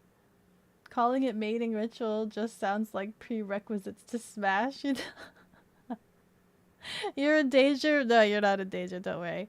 Don't worry, you're not in danger. Ow! Which is kind of true in some aspect, I guess, but it feels like there's a lot of emptiness on it. Okay, courting. Courting. I wasn't sure if it was called courting, though. The first stage, the first 2 stages, I called it courting. But after that, I don't know if it's considered courting if you're already going out. Getting good compliments is all good and stuff. But what about kizome? No. Men can't count the amount of compliments they've gotten from women on their hand. No, really? You guys are cool. You guys are amazing. You guys are really great. Level up. Brrr. I'm a ghost. Hara! Thank you so much for the follow. With every level I grow stronger. Thank you, thank you. I'm starting a trend. Which trend? The slapping of the butts, the kiss a homie, the courting rituals. Chia, do you have an instruction manual on how to court you? I come with instruction manual. What's this? Apparently it's the Elden Ring boss fight. You don't want to know? Something something, the what about a peg leg? Pirate? Must have at least 1 peg leg. At least 1. Double is kind of cool, because then you could use those sticks to, like, play drums. Wait, there was a 3rd book in the series of Insane Women? What do you mean? 3rd book of what? Chia, Avi, me? Also want to see the wifeys help workshop your list. What do you mean by workshop? Make it better? Make it worse? You gotta read? Don't touch people. It's very seductive though. It's rude to not hug people when meeting people in here. You frequently kiss your friends, cheeks, and or head, and etc, etc. It's more of a culture thing. Ah, yeah. Do you intend to physically mate with said parasocial Donlet? What? With said parasocial who are you asking? Me? Or the rest of the Donlets? This is making me realize my ex-fiance never complimented you. No! Oh my god, this is like digging up like traumas for everybody, realizing that like they don't get compliments. Listen, I give you guys compliments. I think you guys are amazing. You guys are adorable. Like for real. The fact that I felt the need to make a parasocial PowerPoint in the opposite direction. Normally people make PowerPoints for like parasocial, like we have to lay boundaries. You guys were so adorable and cute that you were laying down the boundaries, and I had to make a PowerPoint to explain to you, listen, there's already very strict boundaries. I just want you guys to be comfortable and be yourself, because I accept you guys for being yourself. I like you guys if you have long hair, if you have short hair, if you have whatever. I think everybody has vastly interesting and different interests and are all very educational to me, because I kid you not, I lived underneath a rock. I'm very sheltered. I don't really know too much about things. So all of you guys' different interests have been really eye-opening to me, and seeing your different standpoints and views on things and experiences and whatnot. Did you tug that peg leg where you tugged that glow stick at last stream? Where? What glow stick? Did Chia have a glow stick? Marriage proposal? Yeah, marriage proposal. Obviously, when you go out with someone, you hope there's some sort of end game, right? I prefer to go out with somebody with the prospect of hopefully like marrying them, right? You don't just casually go out with somebody and be like, yep, this is a good 5-year plan, but they're not somebody I'd marry. Has anybody gone out with somebody for the sake of going out with somebody, but like you have no intention of marrying them? I actually had a friend that did that. I had a friend where like they no longer loved their partner. Their partner and her both acknowledged and agreed that they no longer had love for each other, but they were just together for the sake of not being alone. So they were just kind of like buddies, I guess, or being together. But like just the idea of being together for the sake of not being alone sounded really sad. Like I was so sad about that, hearing that. So it's kind of like, man, come on. Be kind to yourself.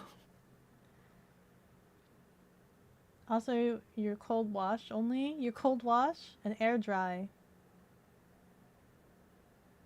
2-part stream, sharing the ritual and fixing it. Oh my god, trying to fix my ritual. This is something that I've lived by my whole life.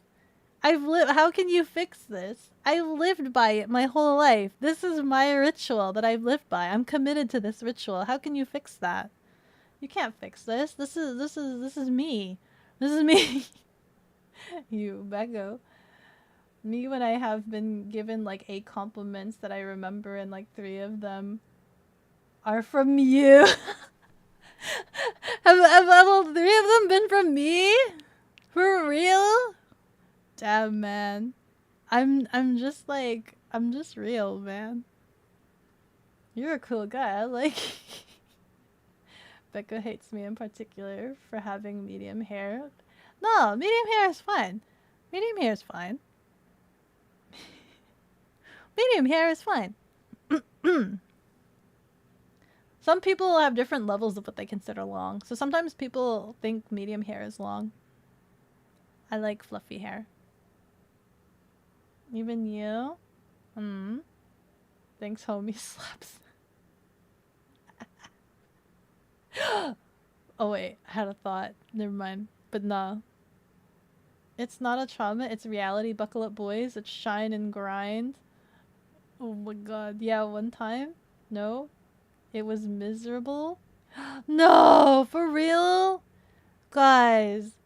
You guys should love yourselves a lot. Like, for real, for real. It's okay. Like, you need somebody that likes you for you. You know what I mean? You need somebody that likes you for you. All of you. And accepts you. No matter how crazy you might make them feel, they still like that.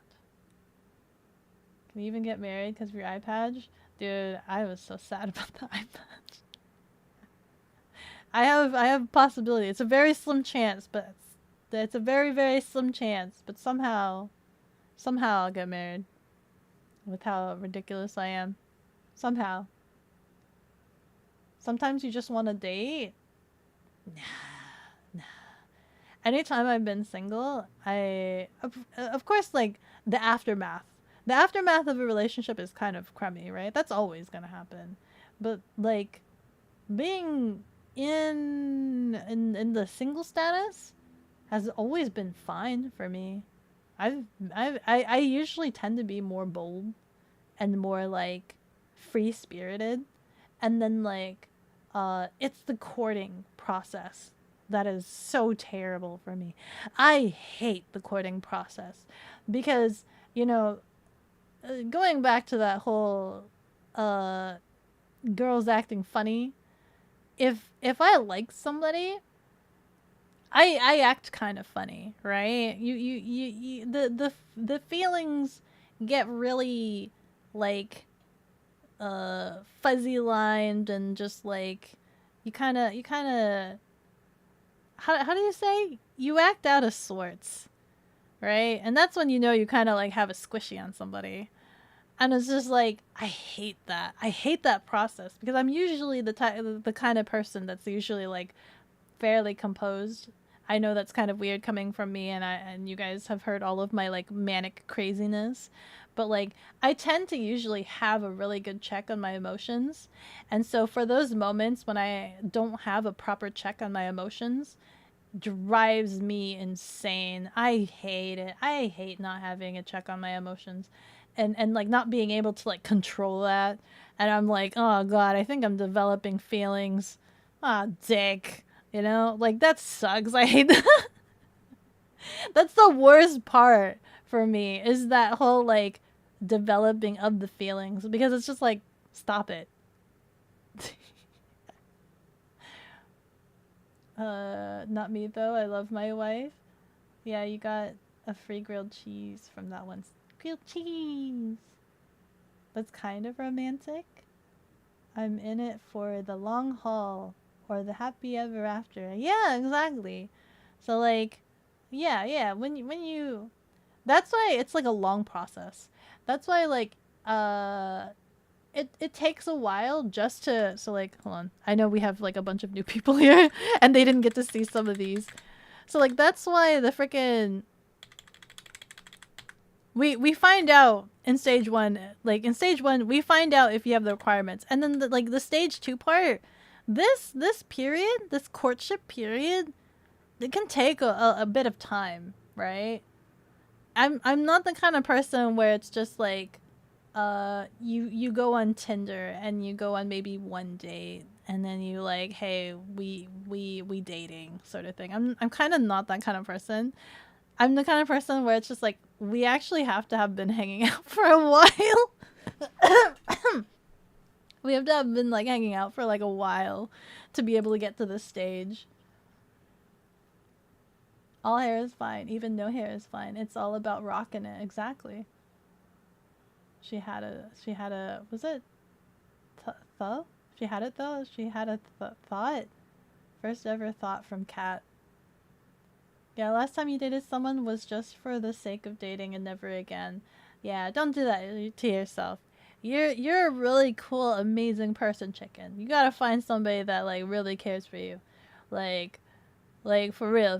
Don't do it just for the sake of it. Use that alone time to actually develop yourself and grow an appreciation for yourself. Find the things that you like to do.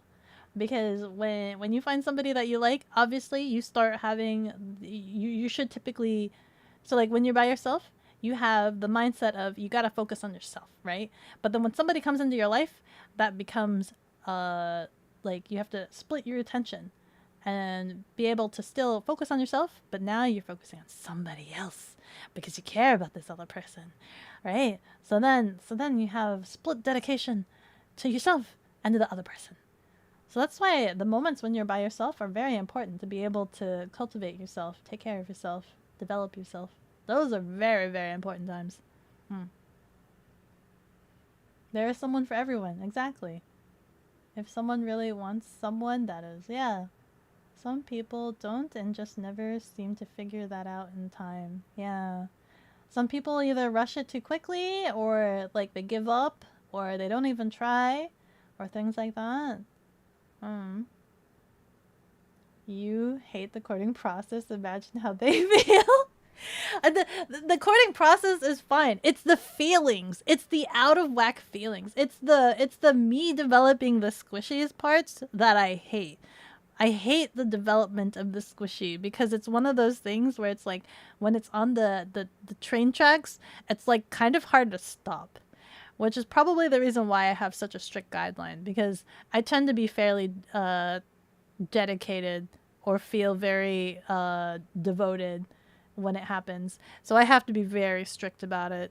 I have to be very strict because I tend to be a very devoted, dedicated person if those feelings develop. So it's like, yeah, it's like, oh no. Oh, the gears are changing. Oh no, we're on a different track. Oh god, there's no going back. Kind of squishy on somebody is my favorite way of saying you have a crush on someone. That's so cute. We have a squishy on somebody. Oh no, it's the new game plus for the presentation. I'm using this alone time to video game and guitar. Yeah, exactly. Develop yourself. Memes aside, learning to love yourself while single is such a positive thing to do. Absolutely. Abso-freaking-lutely. I've loved every moment every like single moment, you know. It's like it's good. It's good to feel that sort of in control of yourself and whatnot, because it's like you can kind of factor into what you do, right? You have control over what you do for yourself and for other people. And then when other people come into your life, that's kind of a less of a control factor. It's kind of like, oh no, what could possibly happen? It's more of a mystery now. So when you're by yourself, you kind of have a little bit more control of things. Not saying there's anything wrong with mystery. Sometimes, as I said, spontaneousness is the spice of life, and sometimes really good. Ha! Blag. YouTube gave me one of those popular tubers in your recommendation, and it was about foreplay, and she was like how important it is to manage to fit their expectations, which came with the question, if you don't manage, what's the point of you being on my bed? Got me thinking, and not in a good way. What do you mean? That's kind of... what? Not in a good way. Oh no. Don't be sad.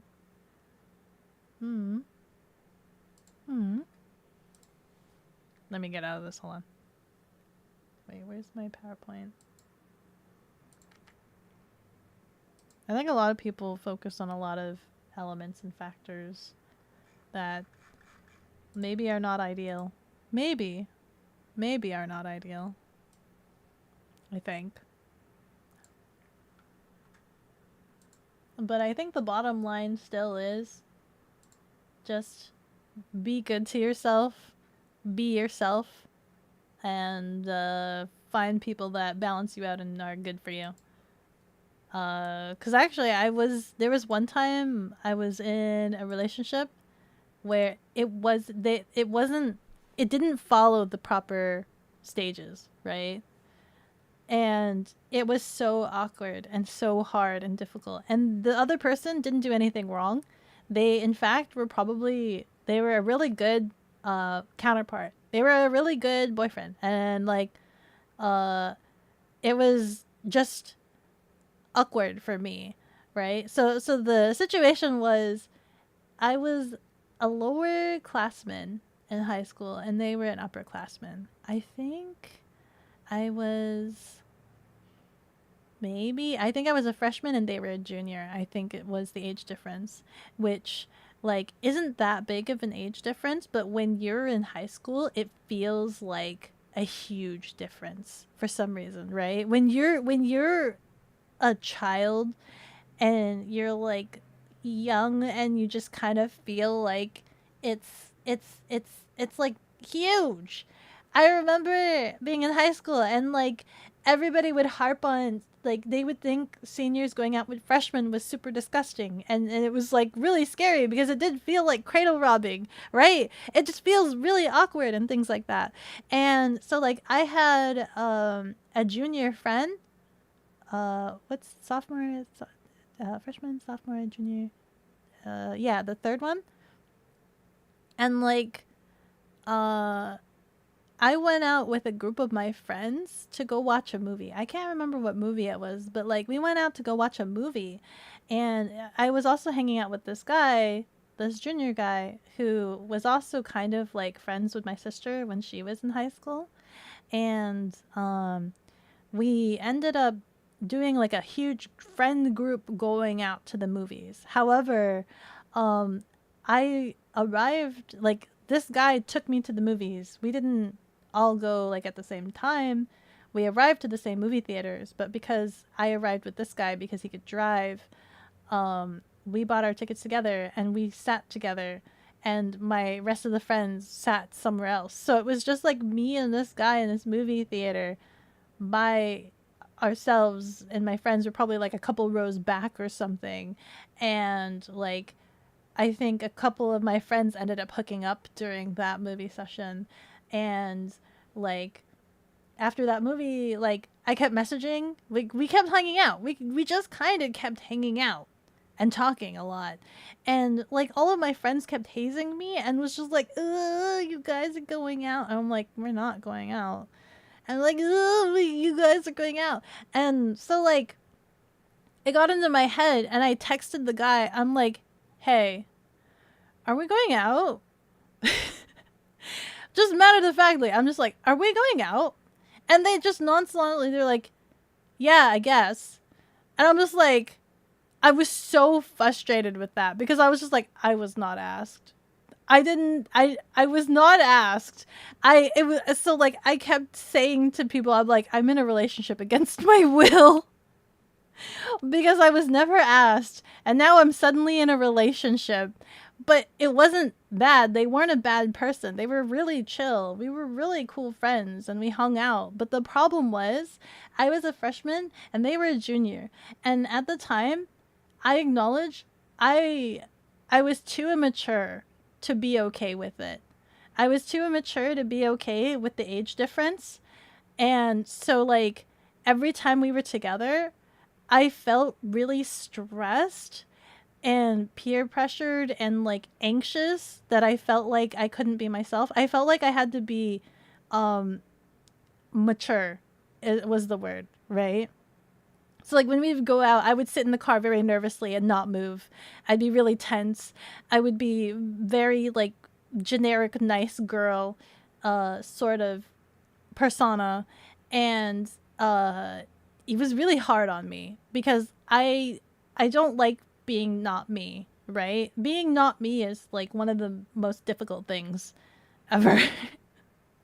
So like I acknowledged that this was wrong because one, I couldn't be myself, and two, it was wrong for them. It was wrong for me because I couldn't be myself, and it was wrong for them because I was basically depriving them of like a slot that they could be spending with somebody else, right? If I couldn't be myself and they couldn't be able to be with me while I was like being myself, like, you know, it just didn't seem fair to them that I couldn't be myself. And so like I basically broke it off with them. They were really nice and sweet. I still, you know, care for them, and they were a really great guy. But I told them like I can't be in this relationship because I can't be myself. I'm too immature and I can't seem to be able to act like myself around you and like relax. So I can't do this. I'm like, you're a really great guy. I like you. You're great friends. But like I'm too nervous. I feel like I have to be mature, and it's like one of those mental states where it's just like I felt like I wasn't good enough because I was this I don't know, I was just this young child thing. So yeah, I ended that one. Bro, skip the essay phase. Yeah, dude, I don't if he knew about these requirements, these rituals, I don't think that guy would ever do it. I don't think that guy would ever do that stuff. Thinking back on it, he was a really great guy, and like he's a really great boyfriend material, and I tell people all the time like he's really great boyfriend material. I couldn't cope with it. I wasn't mature enough at that time. I wasn't mature enough at the time to give it more of a shot. But it was I don't think he would do it. He was a pretty chill guy. Becca was PPT'd out. PowerPoint out, yeah. Becca was picky and got and Guy got destroyed. Got it. Seniors going with freshmen is disgusting. Becca into older men. Oh, you're gonna completely switch up and become a different person completely. Don't be a different person. Just be yourself. Just like how I think it's important for me to be able to be myself, I think it's important for you guys to be yourself. It's okay. Nuglistic Harahara, thank you so much for the follow. With every level I grow stronger. Thank you, thank you. Let me guess, he was the last guy to date. I'm not gonna. I won't divulge anything. He's great boyfriend material, just not for me. That makes sense. Can't stay in a relationship you're not comfortable in. Yeah, and it sucks. Like, he was great. He was great. I was too young. I was too young and immature to be comfortable with myself. So I acknowledge it was more of a me problem, right? There was nothing wrong with him. And I want him to understand that. I know he's had relationships since then. I don't know what he's doing now, but I know he's been in relationships since then. He's cool. The last time I saw him was like the last time I went, I think it was, the last time I saw him was maybe like, what, probably 3 years after breaking up with him, right? 3 years after breaking up with him. Because like sometime after breaking up with him, I also moved as well. So then I went and visited my hometown 3 years later, and he was the only one kind of around, and we hung out, and it was kind of fun. He had moved as well, so he moved somewhere else. It was cool, but you know, I don't know what he's doing now. You want some stranger money? No, I'm okay. You want some stranger money? Some strangers money? Is that a question? I want an Insta 360. That's my brainworm. Thank you, Summer Whiskey. Thank you so much for the 180 biddy. Thank you. You sure? I want an Insta 360 4X. That's what I want. That would be my dream this year. My holiday wish. So that I could do some moto vlogging. But it's kind of expensive. Even with the Black Friday sale, it's still kind of an arm and a leg, and it kind of makes me sad. Oh. I'm a bit of a cinematographer nerd. Major nerd. How much? It's the bundle that I want is like, I think it's like 600, like 650. Hold on, I think I have it pulled up actually. $628.98. Crap! What the frig? Yeah, here's some at least. Thank you! Oh my god! Is that 3,000? Jesus Christ! Haggerwa, thank you so much for the 3,000 itty bitties! Jesus Christ! You deserve the Insta 360 added to the cart. I literally have the tab open on my home computer and my laptop so I could stare at it. And it has like 4 days of the Black Friday sale, and I can watch the timer go down. Very based, very based. Murr goes hello, flies away. Fly away! Thank you again! I don't think they realized that it's 1 for 1 bit. They literally are going to throw 3,000 items at me. I don't think they realized they just threw 3,000 items at me. Oh, TK! Noodle, Rubba-Dub-Dub, thank you so much for the gifted sub. You were the Wailord in the Tom. Thank you, thank you! We're gonna be here a while because the bits are gonna be... How long is 3,000 bits? How... 100 sometimes feels like a lot. I'm kind of curious as to how long this will go for.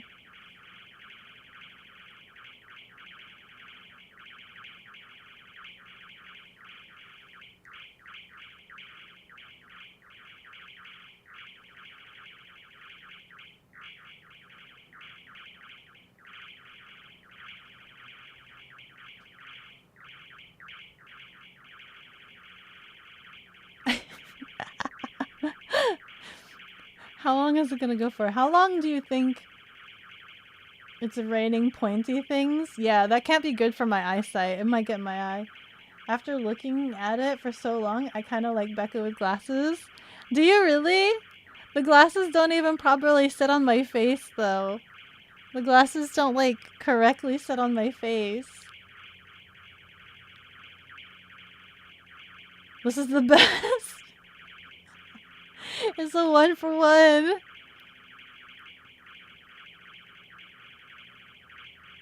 I do like the glasses. These are kind of half similar to the glasses that I typically wear. I wear like the square glasses. You forgot that the glasses wasn't part of the outfit? It's really good.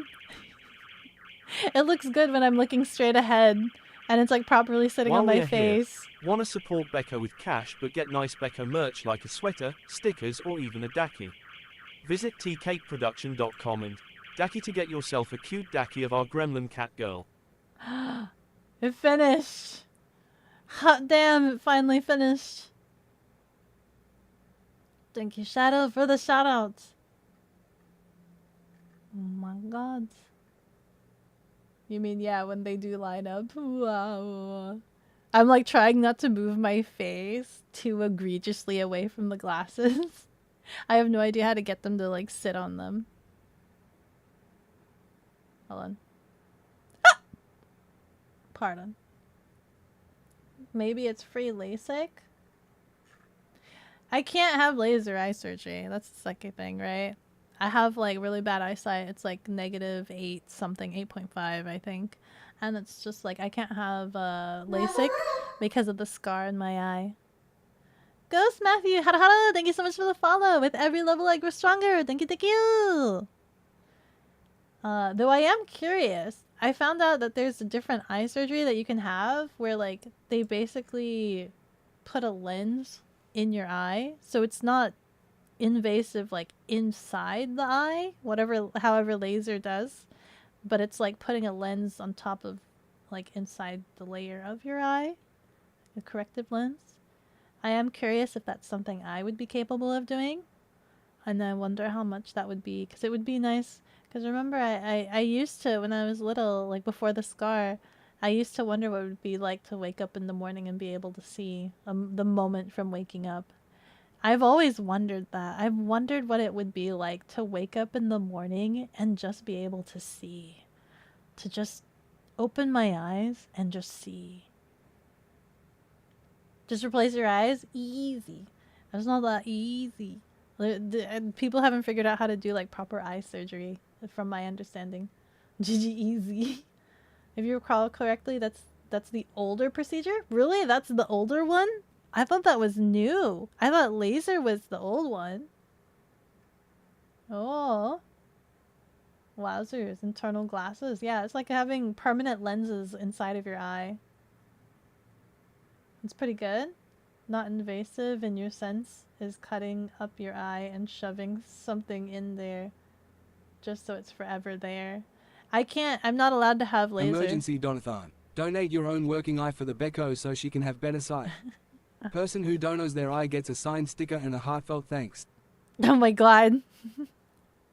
Are you my new manager?